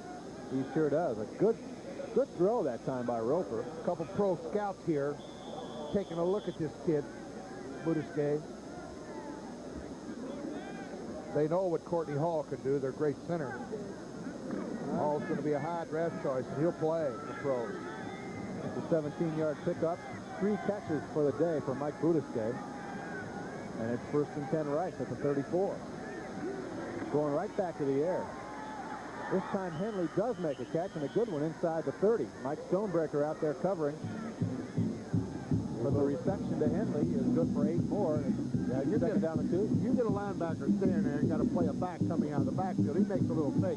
He's going to be open. I mean, it's kind of like a mismatch, and that's good coverage by Stonebreaker that time to catch him short of the first down. You should beat a linebacker, any back coming out of the backfield. He's got the opportunity to fake, cut the opposite way. Budisque is wide to the right. Merritt Robinson in a slot right. They run it straight ahead and don't get anything. Nothing doing up front. Who was that? Michael Stonebreaker comes off the bottom of the pile. I tell you, he stuffs a lot of plays. I mean, I think he's been nominated. He's in the running for the Butkus Award down in Orlando. Mr. Stonebreaker in his first year of action here. You know, he might have a better chance at that had he not Of course he'd have a better chance had he not had to sit out last year. People don't know a lot about Mike yet, but they will. Butkus still thinks he should win it every year. Who's going to argue with him? Nobody. It's 3rd down and 3 at the 27th. They lost one on Stonebreaker's hit on 2nd down. Roper to throw on 3rd and 3. They beat the blitz, got the ball away, but Corny Southall was there to defend against Eric Hanley. The pass was no good, and Stonebreaker again is in on the play. There he is. Here's your man, Paul. Let's take a look. From New Orleans. Somebody try to pick him up. He's just a little bit too quick on the inside for that blocker. You know who he beat right there? He beat Courtney Hall. Yeah, well, Courtney Hall, of course, is going against a nose guard, and he's trying to help out also on blitzes. Well, it's 4th and 3, and the Owls are going to go for it. Got a man very close to the first down. I'm not sure. He's got it. Set the spot. Hey. They put it down at the 23. That's plenty for the first down.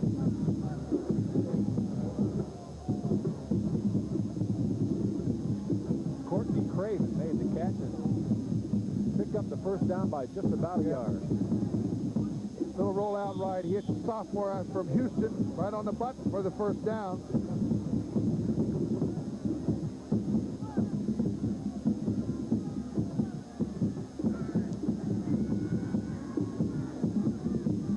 First and 10 right at the 23 of Notre Dame.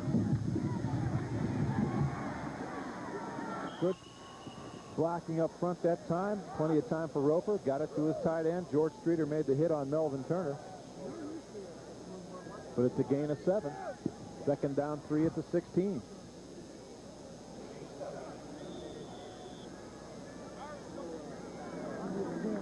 Yep. Quentin Roper, pretty good pass protection this time. He throws it around.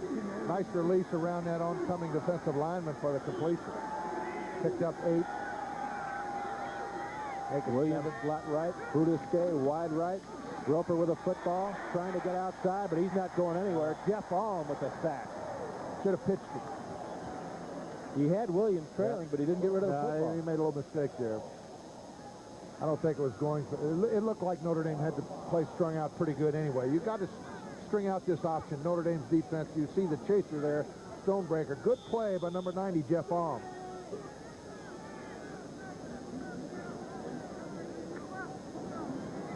They lose 5 on the play. Brings up 3rd down and 8 at the 21. So the little hook pass out of the double wing. Here it comes. Craven is wide right. Budusque wide left. We may get an interference call there, and we do. Well, I tell you, there was interference downfield. I don't know. Flag was thrown back near the line of scrimmage. Looked to me as though the tight end was interfered with at about the 20, but Mike Stonebreaker's signaling holding against Wright. Oh, that's a tough call. I think they'll take the penalty. Knock him out of field goal Would they kick a field goal here? Be a 40-yard field goal. Flip the coin. You're going to take it. Yep, push him back 10. Holding, offense, replay, 3rd down. But I think you were right, Dan. There was definitely defensive holding downfield on the right side over here. In 2 spots, not only one, but they were banging each other pretty good.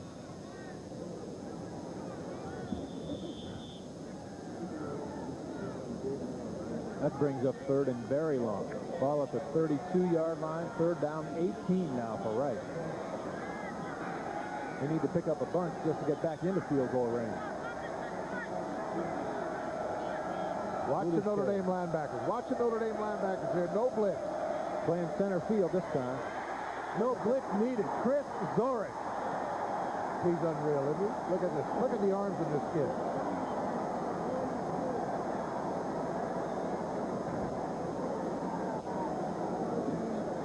Sophomore. Roper, he just beats the guard up front. Guess who he beat? He beat Courtney Hall. The all-everything right there. A loss of 9 on that one. 4th and 27. Courtney Hall hasn't had too many nose guards this quick. Play on top of it. Hard Larson kicks it away. Not an especially good punt, but it takes the right hop inside the 15, now back at the 15. And it's down right there. So Notre Dame was able to stop the Owls. The Irish will have the football when we come back. 3:46 to play in the third quarter. It's Notre Dame 38 and Rice 6. Here's why these members of the United States ski team prefer Alka-Seltzer Plus cold medicine. I came down with some mean cold symptoms. I was congested, I was tired, I couldn't breathe through my nose. I took Alka-Seltzer Plus and it helped to remove those cold symptoms. I've got a number of guys that are depending on me, and I have to be out there the next day. And Alka-Seltzer Plus really helps me do that. Alka-Seltzer Plus cold medicine. Fast, effective relief for tough winter colds. Try Alka-Seltzer Plus nighttime cold medicine to relieve your cold at night. He had one night, one fight, to get the man who murdered his brother. I know they killed Ray. I gotta take that fight. You don't know what the hell you're talking about, okay? Why didn't you let him make up his own mind? Hey! He wasn't worth it, you understand? He was to me. Come on, pull the trigger. Hey! Come on! If it was your brother, what would you do? Split Decisions. Rated R. Starts Friday.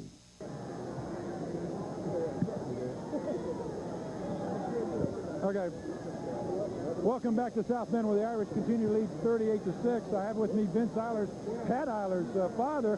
And, you know, he's done two strange things. One, he's gone from defense to offense. The other is he transferred from Yale as a freshman. Why? Well, he decided that he wanted to have a real challenge and experience athletically. And Ivy League ball just wasn't enough for him. And he thought he'd go for broke and try and make it here, which he walked on and was able to make it. Boy, he sure has done a great job. Thank you very much for being on. Back up to you, Dan. He sure has done a great job. Pat Eiler is a very integral part of the offense of Notre Dame this year. Best blocker they got from the outside. Rice with a quick screen out here to Ricky Waters. Threw it short and incomplete. Ricky had some yardage in front of him. He just is having a problem today catching the football. Holding on to it. That was a little bit low. We'll give him that, but it was catchable. Second down 10 coming up. Braxton Banks into the football game. Rodney Culver coming out. Lou Holtz starting to shuttle some people in and out of there. The level of excellence doesn't go down too much when the fifth running back is Rodney Culver. It sure doesn't. Waters wide left. They give it to Mark Green, who gets across the 15 to the 17-yard line, gain of 2. Brigance with the stop. Third down and 8. I wouldn't be surprised here, Paul, if Lou Holtz decided to try to get it into Ricky Waters' hands just to get that confidence back up again. Well, he wants to play running back. Of course, he's been the starting outside receiver. But I tell you what, he's going to play where Lou Holtz wants him to play. Correct. That's the main thing. He's in the slot here, and he's open up the right sideline, but they're going deep to the Rockets. Look at that arm. I tell you, they're worried about his arm. Running to his left, he threw it 60 yards. And threw it right on Ismail's chest, but it bounced off incomplete. Yeah. I don't think Ismail thought that Rice could get the football to him. You might be right. Watch this. Running to his left. You think he doesn't uncork it? Right here, and Ismail's got that. It just came back over his right shoulder a little bit. Good pitch. That was 6. It would have been. It brings up 4th and 8. Sexton has been sitting over freezing on the sideline for most of the game. He's in to kick it away. Good kick. Nice kick. This is Henley at the 47. Henley across midfield, and Jack trying to pick a number off the bottom of that pile. 43, Rod West. Reserve tight end made the play.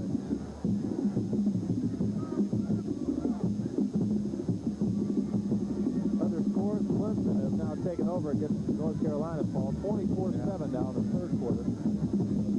Rutgers and Pitt still 3-0. The Panthers in front there in the third. Indiana still holding on against Illinois at 10-0 in the third period. And in the second, Michigan State 14, Purdue 3. West Virginia, again, bouncing back off that emotional win last week, is in front, and Iowa's gone ahead of Northwestern 7-0 in the first. Here it's 38-6 Notre Dame with 2:52 to play in the third quarter. Quintus Roper to Eric Hanley. The reception made at the 45. Knocked down over there by Corny Southall. Gain of about 5. Call it second and a long 5 now for the Owls.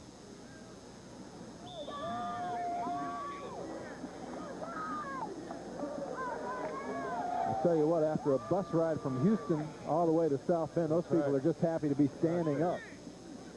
I think it's fantastic.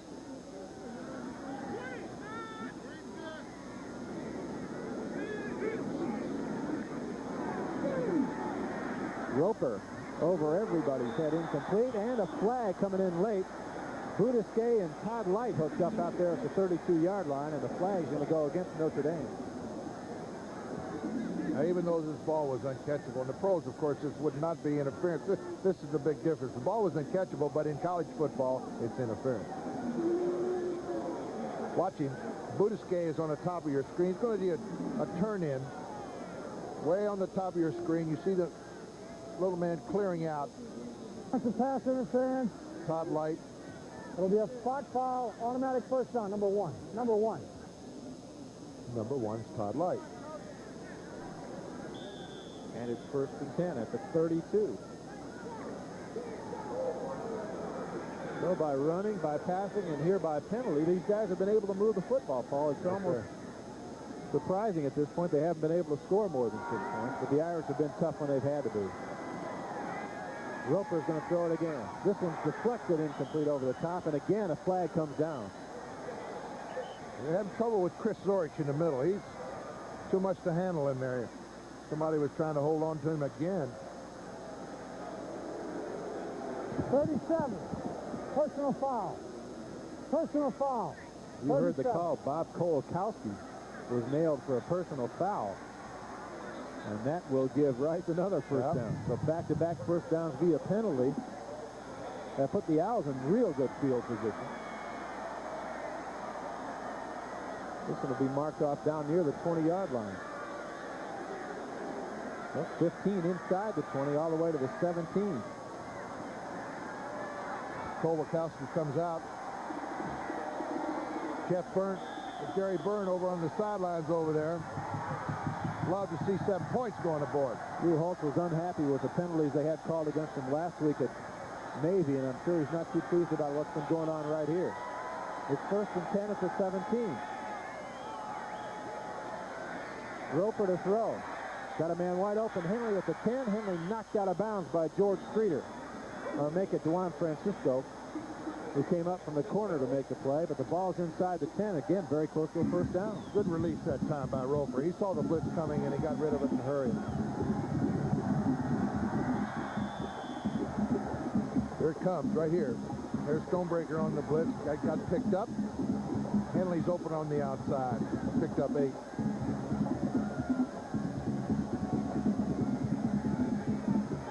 Francisco back there at the field cornerback position for Lou Holtz.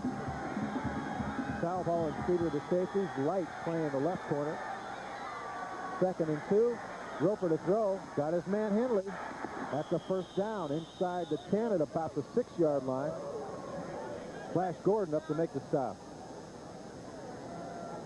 I don't think they can run it in against this defense. Unless they slip one on the outside or something, so Roper's going to have to throw it, I think. He runs an option on the outside. There he comes. Roll out right. Eric Henley. 1st and goal for Rice. He hasn't been able to say that very many times this afternoon. At the 6, Roper trying to change plays at the line of scrimmage. And it's going to go out. 3 seconds, 2. Nope, they got it off. Just got it off. The option, it's Williams, and he loses 2. Richard Williams stacked up over there by Juan Francisco and Corny Southall. 2nd and goal at the 7.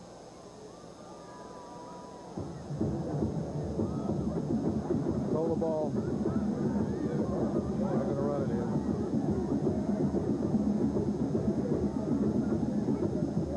I've always wondered about this, Paul. You might be able to clear it up for me. Why do you run the option to the short side of the field like that? Well, because a lot of times you'll pick up on the film where a defense will overshift to the strong side of the field or the open side of the field. so they think they can get a cutoff block and get in on the weak side.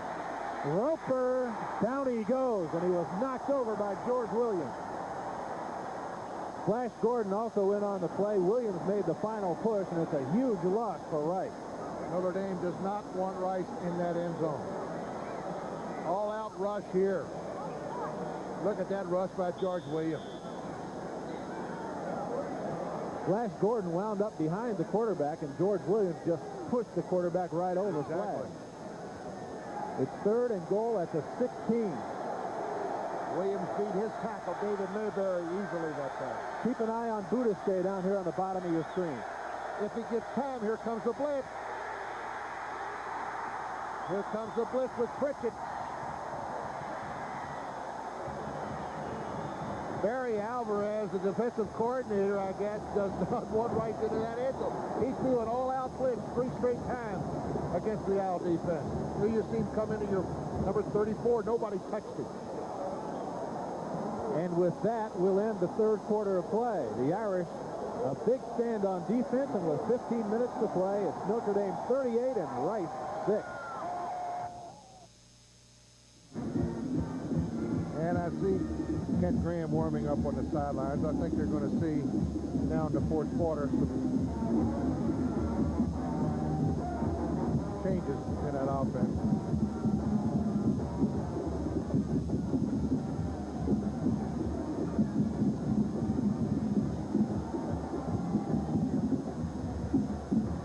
That's a friend of our spotter, Ray Stallone.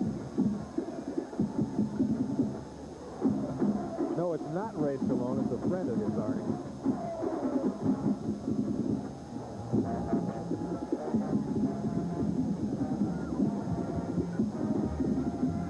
Yeah, Paul, I see a few clean jerseys out of some of those warm-up jackets on the sideline. Yes, sir. They want to get in there. They dressed 110 or some odd.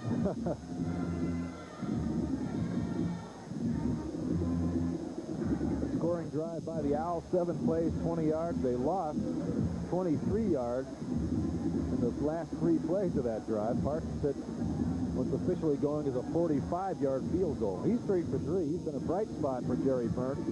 Yep. One of the few this afternoon. After that first punt, but all right, my foot still hurts thinking about that. Onside kick coming up. They kick it low and on the ground. It bounces all the way through back to the Rocket. And look out. Ismail with Parsons to beat. Unreal. He's gone. You see something? 2 in 1 game. Not since Tim Brown returned a couple against Michigan State have we seen this. 88 yards the first one, and now 83, man.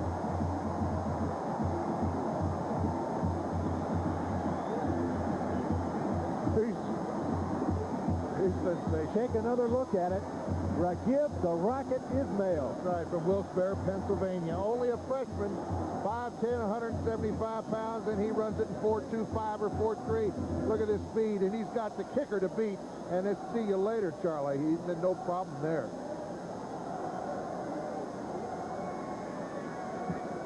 You think speed is not dangerous? Hackett's kick is through, although flags fly on the play. And if anything, looking back, this is the big change that Lou Holtz has brought here. Speed. Not necessarily speed in the skill positions, because there was a lot of football players here who could run, but speed defensively up on the line. Defensive line, the linebackers and the offensive line are much quicker than they have been the last 5 or 6 years. Boy, that has been the, and then of course you get a guy like Ismail and spectacular play by the Rockets this afternoon. 2 kick return touchdowns, and with 14:42 to play, it's 45-9. Notre Dame in front of Rice, and we'll return to Notre Dame Stadium in just a moment. Get through 45 more push-ups. They're getting a little weak now. He made it. He deserves the cheer. 1 play, 87 yards. 87 yards. Touchdown returned by Rocket Ismail. And it's 45-9 in front. Notre Dame in front of Rice.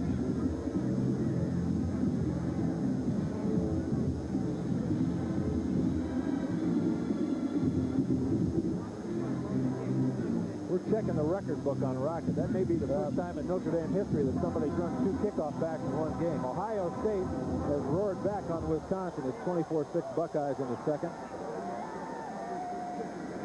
Now, Illinois trying to come back against the Hoosiers. 10-9 now in the third quarter. Michigan State, 21, Purdue 3 in the second. Paul Kastner, way back in 1922, ran 2 back against Kalamazoo, Dan. In 1922, record career now. Of course, he's got 2 legs up with Tim Brown. He's run 6 kick returns back for touchdowns. And the Rocket already has 2 today. Hackett just kicked it all the way through the end zone on the fly. Rice will have it at the 20-yard line. You get your money's worth when you come to a Notre Dame game. I'll tell you that. Yes. Yeah, Blue Holt's way ahead of schedule. Everybody, you don't talk to him about that. He's not interested in that. He's interested in today, right now. But if you're a Notre Dame fan, you can't help but tip their hat. See, their smile a little bit. The smile is a little bit broader from coast to coast. Notre Dame's back on top, and they're wearing that #1 badge with a lot of pride today, aren't they? They really are. Roper's going to try to throw it. He's got some running room. Slides down across the 25. Andre Jones in on the play. Roper 17 out of 29 today for 175, 1 interception. Not bad numbers when you consider the pressure he's faced. He's hung in there. So how about this one? This is great. I called Lou before the first game on Friday, and they won. I don't know if Lou is superstitious or not, but I am. And I call him every Friday. That's Era. Don't stop, Era. It's work. No, sir. He won't either. 3 wide receivers split to the right for Rice here on second down, and they go outside. The pass caught by Tim Wynn, a reserve tight end. Todd Light made the play defensively. But it's good for a first down for Rice out about the 33-yard line. 15 first downs for the Owls. They've moved the football with some success here today, but not nearly enough to counterbalance what's going on the special teams with Rocket Ismail. They're going to move him up. Guarantee they'll probably put him #1 in the country on kickoff return. No, Rice splits everyone wide to the left, and they run back right with Richard Williams. Picked up a few. Juan Francisco. Part of the play for the Irish. Clock moving. 13:20 to play. Notre Dame leading Rice 45-9.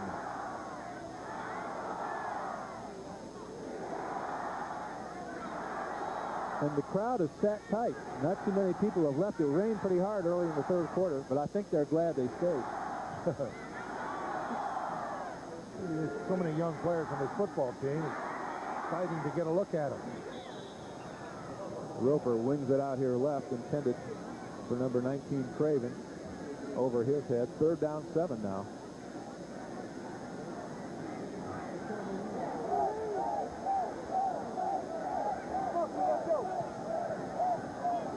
Still trying to pump up over there. William McClay.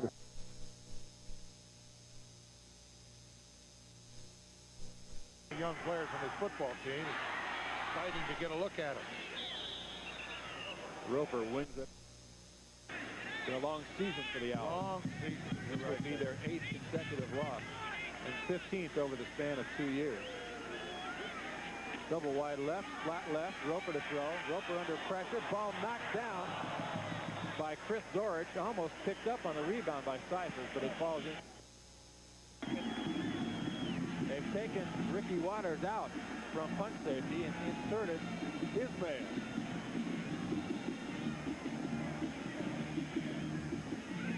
The fans are on the edges of their chairs already.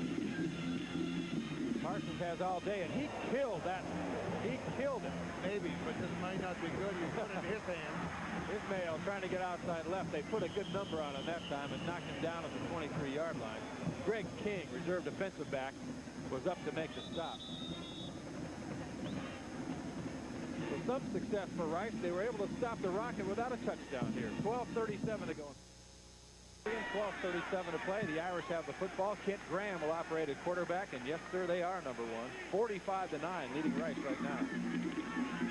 Tony Brooks bangs up ahead for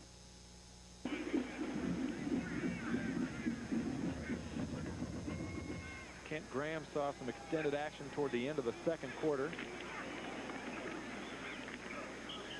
He gives it straight ahead. And Graham in a little bit of a shoving match with O.J. Brigance down there, and flags fly. Quarterback's too smart for that. They don't want to get in a fight. Get back in the huddle. Don't care how big he is. He gave the ball off to Rodney Culver and ran out to play fake, and Brigance decked him. And the flag goes against, well, went against Kent Graham and against Rice. Offset of Graham really did fire a punch at the kid. The official said yes, and Graham is coming right out of the game. Sir. Tony Rice is going back in at quarterback.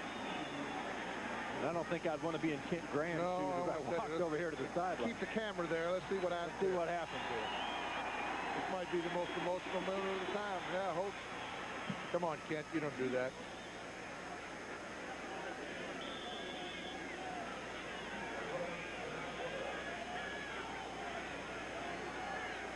Maybe. I don't know.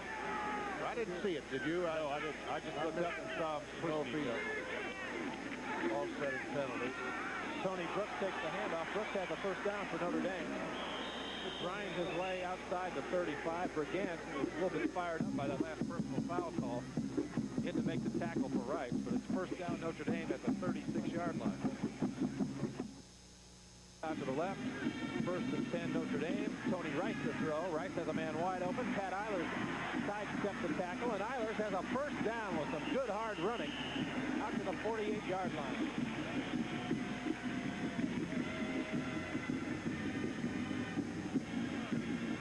Here comes Kent back in.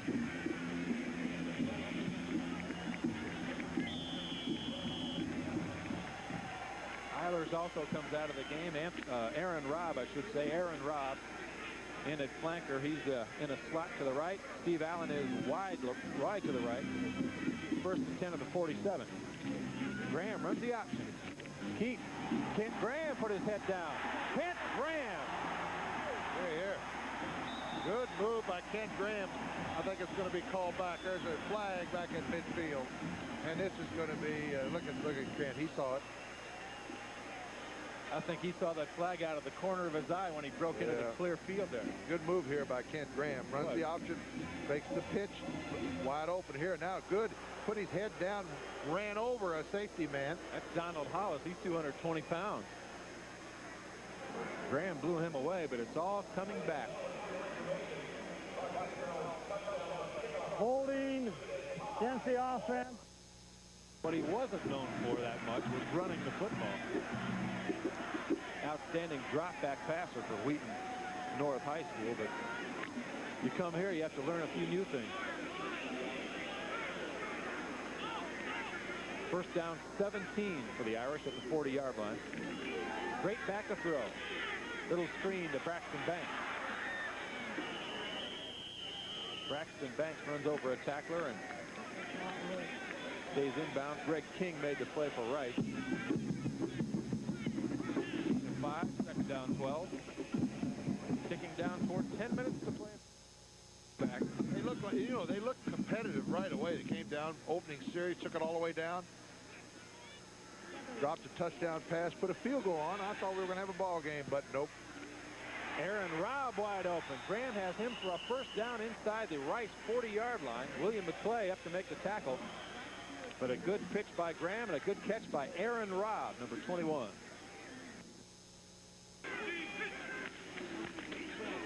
Counter action by the Irish. They hand off to Waters, who broke a tackle and got to the 35. Ricky Waters running inside again. Back into the football game after a couple of bobbles this afternoon. And Ricky has 4 yards. It's second down 6. Richard Dugan in on the stop for Rice.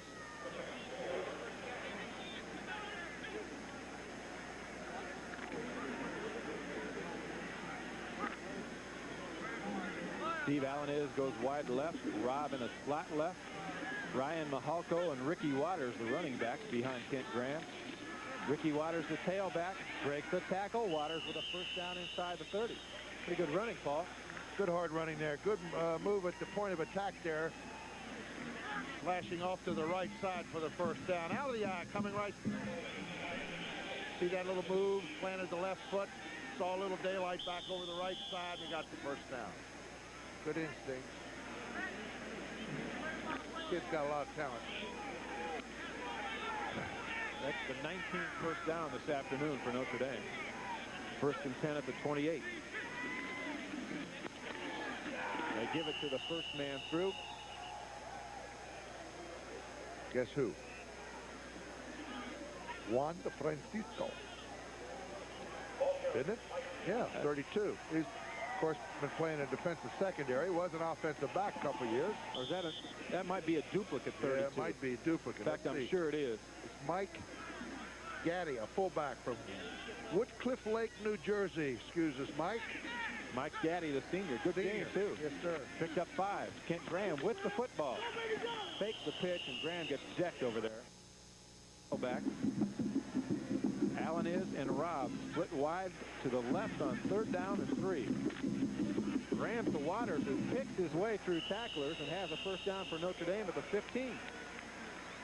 Donald Hollis made the final tackle, but Ricky Waters has picked up some impressive yardage. Yes, sir. And a nice block by Gene McGuire up front.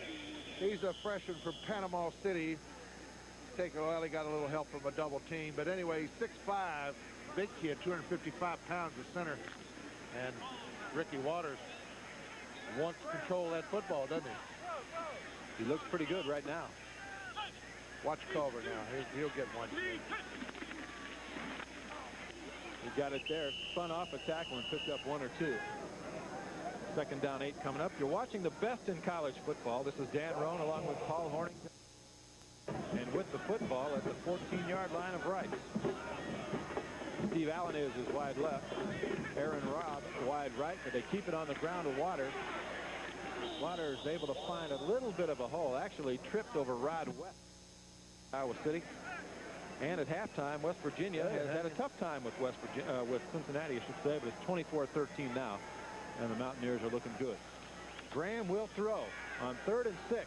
Got a man wide open, and Mahalko cannot come back and make the play. Threw it a little bit behind him, and Ryan Mahalko couldn't come up with it. 4th down 6 for the Irish. They certainly, well, they're going to kick the field goal. I would think they would, but they will. Hackett, who has one already today, will try another one.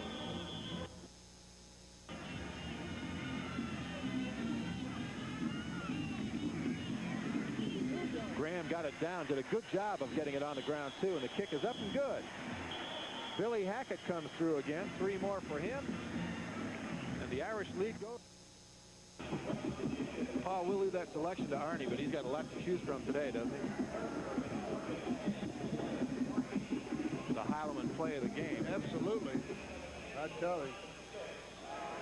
And Anthony Johnson reaching over there for a touchdown. Then he burst in for a 2-point conversion. How about this guy? He's reaching way back. He may be the play of the game. He's reaching for about 48 now, 45 last time. He's over 150 push-ups. Way over. Show off. I remember when you could do that. No, I don't. Hackett's kick is on the ground. Lateral to the deep back, Richard Williams. Funny. Richard's got a seam. Richard Williams trying to get outside right. Does cross the 30 before he's knocked down by Anthony.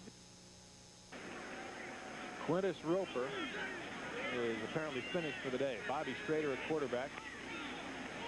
Strader gives to the 2nd man through, Eric Henley. And Henley picks up some yards out across the 40. Ned Bolkar made the tackle for Notre Dame.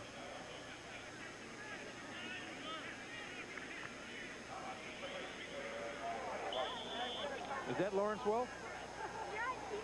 I noticed. That's a popular thing to do out in the bleachers at Wrigley Field this summer. I saw a lot of people doing that. Why? Well, you know, the games tend to get a little bit long and uninteresting after a while. The new quarterback, Bobby Strader, lost the exchange there, and Notre Dame has the football. Now you're going to see Steve Bellis in on the offense. It looked like Steve Roddy, reserve defensive tackle, and it was Steve Roddy coming up with that loose ball, and Steve Bellis will be the quarterback at the 40-yard line of Rice. As will happen so many times, new quarterback, cold day, fourth quarter, not warm, he comes in, fumbles the snap. We'll check the Irish quarterback. It won't be Steve Bellis, it's Pete Graham. Pete Graham, number 11. But I mean, Bellis is in there somewhere. Is he? We don't know where. You never know where he's going to pop up. Tailback. He's deep in the eye with Culver in front of him. Here's Steve Bellis. All right, Steven, get in there. Hurdling tacklers to the 34-yard line. Bellis picked up 6 first time he touches the football. And it's going to be second down 4. Senior, he's good size. 6'4", 210 from Phoenix. This kid contributes, I tell you. I like him as a player. He plays all over, all the special teams. He contributes. Plays all over and plays hard all over. Yes. He and Culver come out of the game. New guys in the backfield for the Irish. Rusty Setzer, the tailback. Freshman from Gary, Indiana. Joel Dawson made the stop for Rice. Setzer's first carry of the afternoon. Picked up a couple. Third down 2 at the 32. Ryan Mihalko checks in at fullback. He's had a touchdown, Setzer, hasn't he? I believe he did have one earlier in the season. Rod Smith is in at... No. 8 carries, 24 yards, no touchdown. No TDs. Bellis, the tailback. Bellis running straight up, gets the first down across the 30-yard line. Bellis down to about the 26. John Isaac, the tackler for Rice. Players coming in and out at a very rapid pace from the Notre Dame sideline. But you can handle them, Dan. We'll give it a shot. Frank Jacobs, the tight end now. Frank has been injured much of the season. He really has. Lost his starting job. Yeah, Derek Brown has moved into the starting lineup, but Frank's a good player. Talked to that kid when he was senior in high school. Frank Jacobs. Sophomore from Highland Heights, Kentucky, right outside Cincinnati on the Kentucky side. Bellis gives to Ryan Mihalko here. Mihalko, and when he's well, see, that gives Holtz a tremendous option to play that double tight end situation. You got 2 big kids in there. Jacobs 6'5", 235, and Derek Brown, of course, 6'7", 235. Well, everybody knew what a great player Brown was coming out of Florida high school, but the way he's adjusted to one of the more physical positions on the football field is only a freshman. He's been a great surprise for Lou Holtz. Oh, big hit down there by number 98, Jacques Torres. Jacques, baby. Jacques, 285. Jacques put them all on. The Irish running back missed that number. I think it was Ryan Mihalko. Yep. Nope, it was Bellis. Bellis said, put me back out at flanker. I've had enough of that tailback, coach. Steve's out. Oh, boy. Can't beat fun at the old ballpark. Third down and 4 for Notre Dame. Rusty Setzer trying to jitterbug his way to a first down, but he's jacked at the 21. Loss of a couple. Dugan again in on the stop for Rice. Fourth down and 5 at the 21. A minute 20 to play.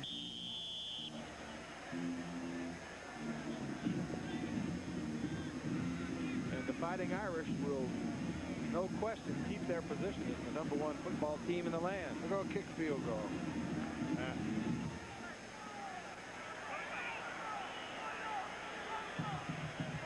They're not going to get it off. They're going to have to call timeout. Timeout with a minute even to play in the football game. And we'll come back at Notre Dame Stadium for the final 1 minute of this football game. Reggie Ho has come on. Billy Hackett's taken a seat, and Reggie Ho will try the field goal for Notre Dame.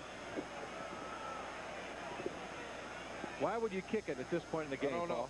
I think you just want to give Reggie a little work. You know, he hasn't been kicking too well of late. Give him a shot. That's all it is. See, about a 39-yarder out of Pete Graham's hold. Graham got it down. Ho's kick is Good. No good. No good. Right left. But there is a flag on the play, so hold everything. Was personal foul against Rice, roughing the kick on the bit. Well, the Irish leprechaun is breathing a sigh of relief on the far end of the field. He was looking at 51 more push-ups.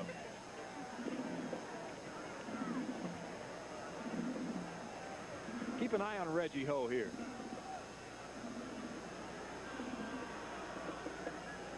On a nice split move by Reggie. Oh. Oh, there's your personal foul. Well, he was just blocked into the kicker. Apparently he was hit by one of his own men. That was Nigel Codrington. What that means is that Notre Dame will have a first down just outside the 10-yard line with 54 seconds left. And if you're Lou Holtz, you can't say, let's go in there and not score, you know. He doesn't want to score, but yet the players in there, they want to score. Better believe it. Joe Giroux is the fullback. Bellis is the tailback. You know they want to score a touchdown if they can. This is Bellis. Bellis is knocked out of bounds, which stops the clock at 49 seconds to play. So they run it short side, and the game continues. Oh. What are you going to do on the week off next week, Paul? Well, I'm going to sit right at home in Louisville, Kentucky, and watch all the games on television.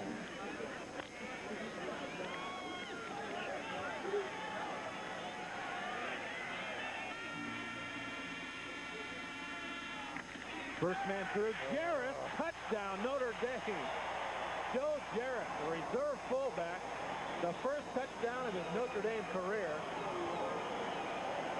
And what a moment for that young man.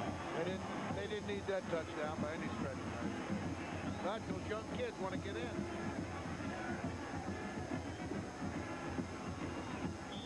There he goes again. There he says, are they crazy? The leprechaun just had a mild coronary. He's looking at 54, maybe 55 push-ups after this extra point try by Hackett. Hackett's kick is knocked down. Blocked. And this may be two for Rice. Graham's going to have to try to catch him, and he will not. This is the new rule, folks, so you're getting a look at it. Bill Stone, a linebacker for Rice, is into the end zone for two. The first time I've seen it all year, Paul. The extra point was blocked, and Bill Stone took it all the way back for 2 points. And Jerry Burns says, take that. That's what you get for scoring the touchdown. Stone showed pretty good speed there, too. He ran wide away from Pete Graham. Looked like Pete Graham was going to catch this linebacker, but no, sir, not Mr. Stone. There it is. Watch it. It's going to be blocked.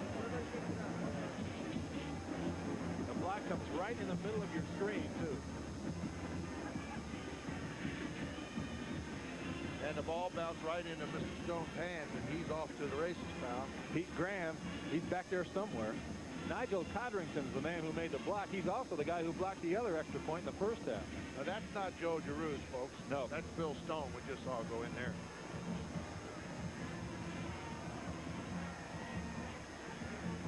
Well, the leprechaun is about to get up on top of the cheerleaders, and here we go.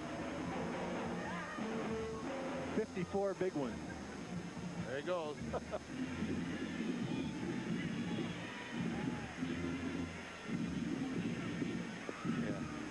Here's another look at the touchdown. 5 minutes from now, we'll go back and watch the end of that push-up sequence. There he goes. I'm not going to make it. Yes, I am.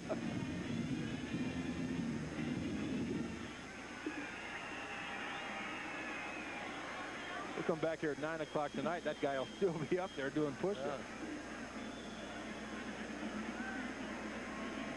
54-11.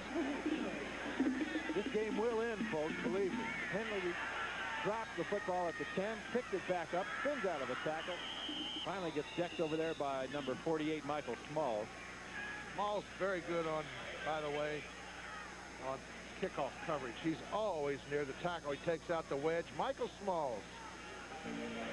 The tiredest man in the ballpark.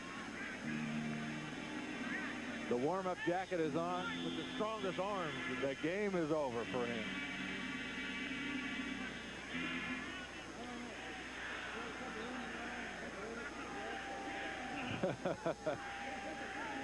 "54 push-ups. Schrader going to throw the football. It's intercepted back here by Notre Dame. Francisco. If that's Juan Francisco, I'm not sure if that's the correct 32. Might not. We've got a couple of double numbers. That's Francisco? Yeah, let's check it out. Should be. The other guy was a running back. But the Irish get the football back with 30 seconds to go. Now what's going to happen?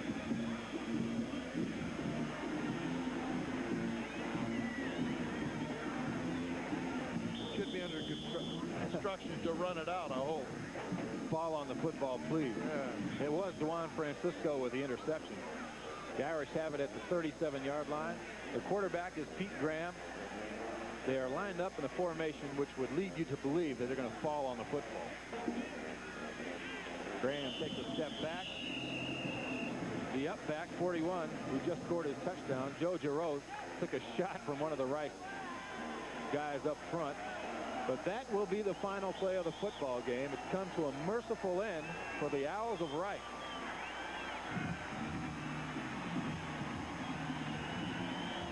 Lou Holtz out to shake the hand of Jerry Burnt.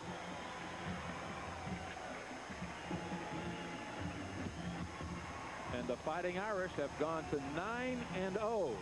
Yes, sir. The 13th time in school history that a Notre Dame team has won its first 9 games in a season.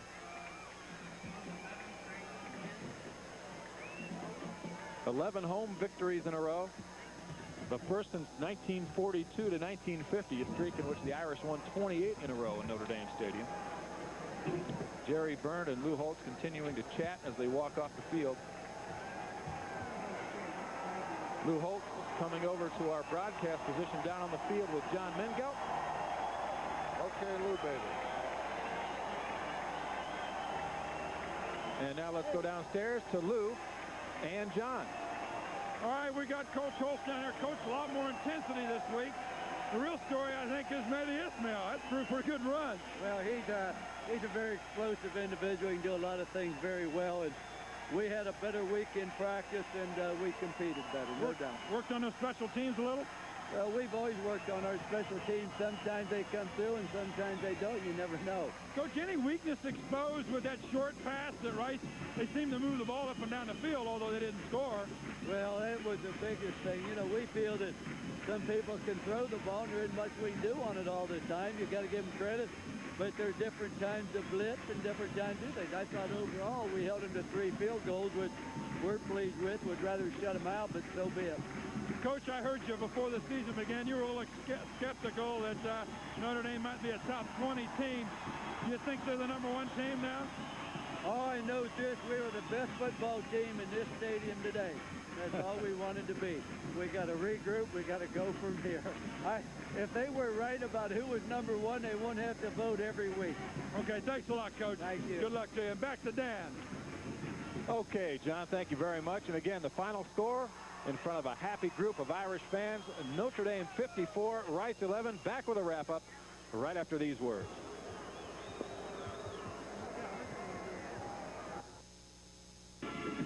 Back at Notre Dame Stadium, Dan Roan and Paul Horning, where the final score, Notre Dame 54, Rice 11. It got a little bit out of hand, Paul, toward the end, but all in all, a very impressive performance by the Irish. They came back from a not-so-great game last week up at Navy and did a good job this afternoon against a team that was, without question, outmanned coming into this ball game. I think Holtz got exactly what he wanted all week in practice. He wanted a good effort, both offensively and defensively. I want to say, while I got a minute, I want to thank WGN for the opportunity to work with you, Dan, and Arnie, and all the crew at WGN. I've enjoyed it for these 4 games. It's been a lot of fun. Let's do it again. We will. Hopefully we'll do it, well, we won't do it again ourselves next year until the Irish are #1, but there are 2 games left in the regular season, of course, and then a big bowl game awaiting this football team somewhere down the line.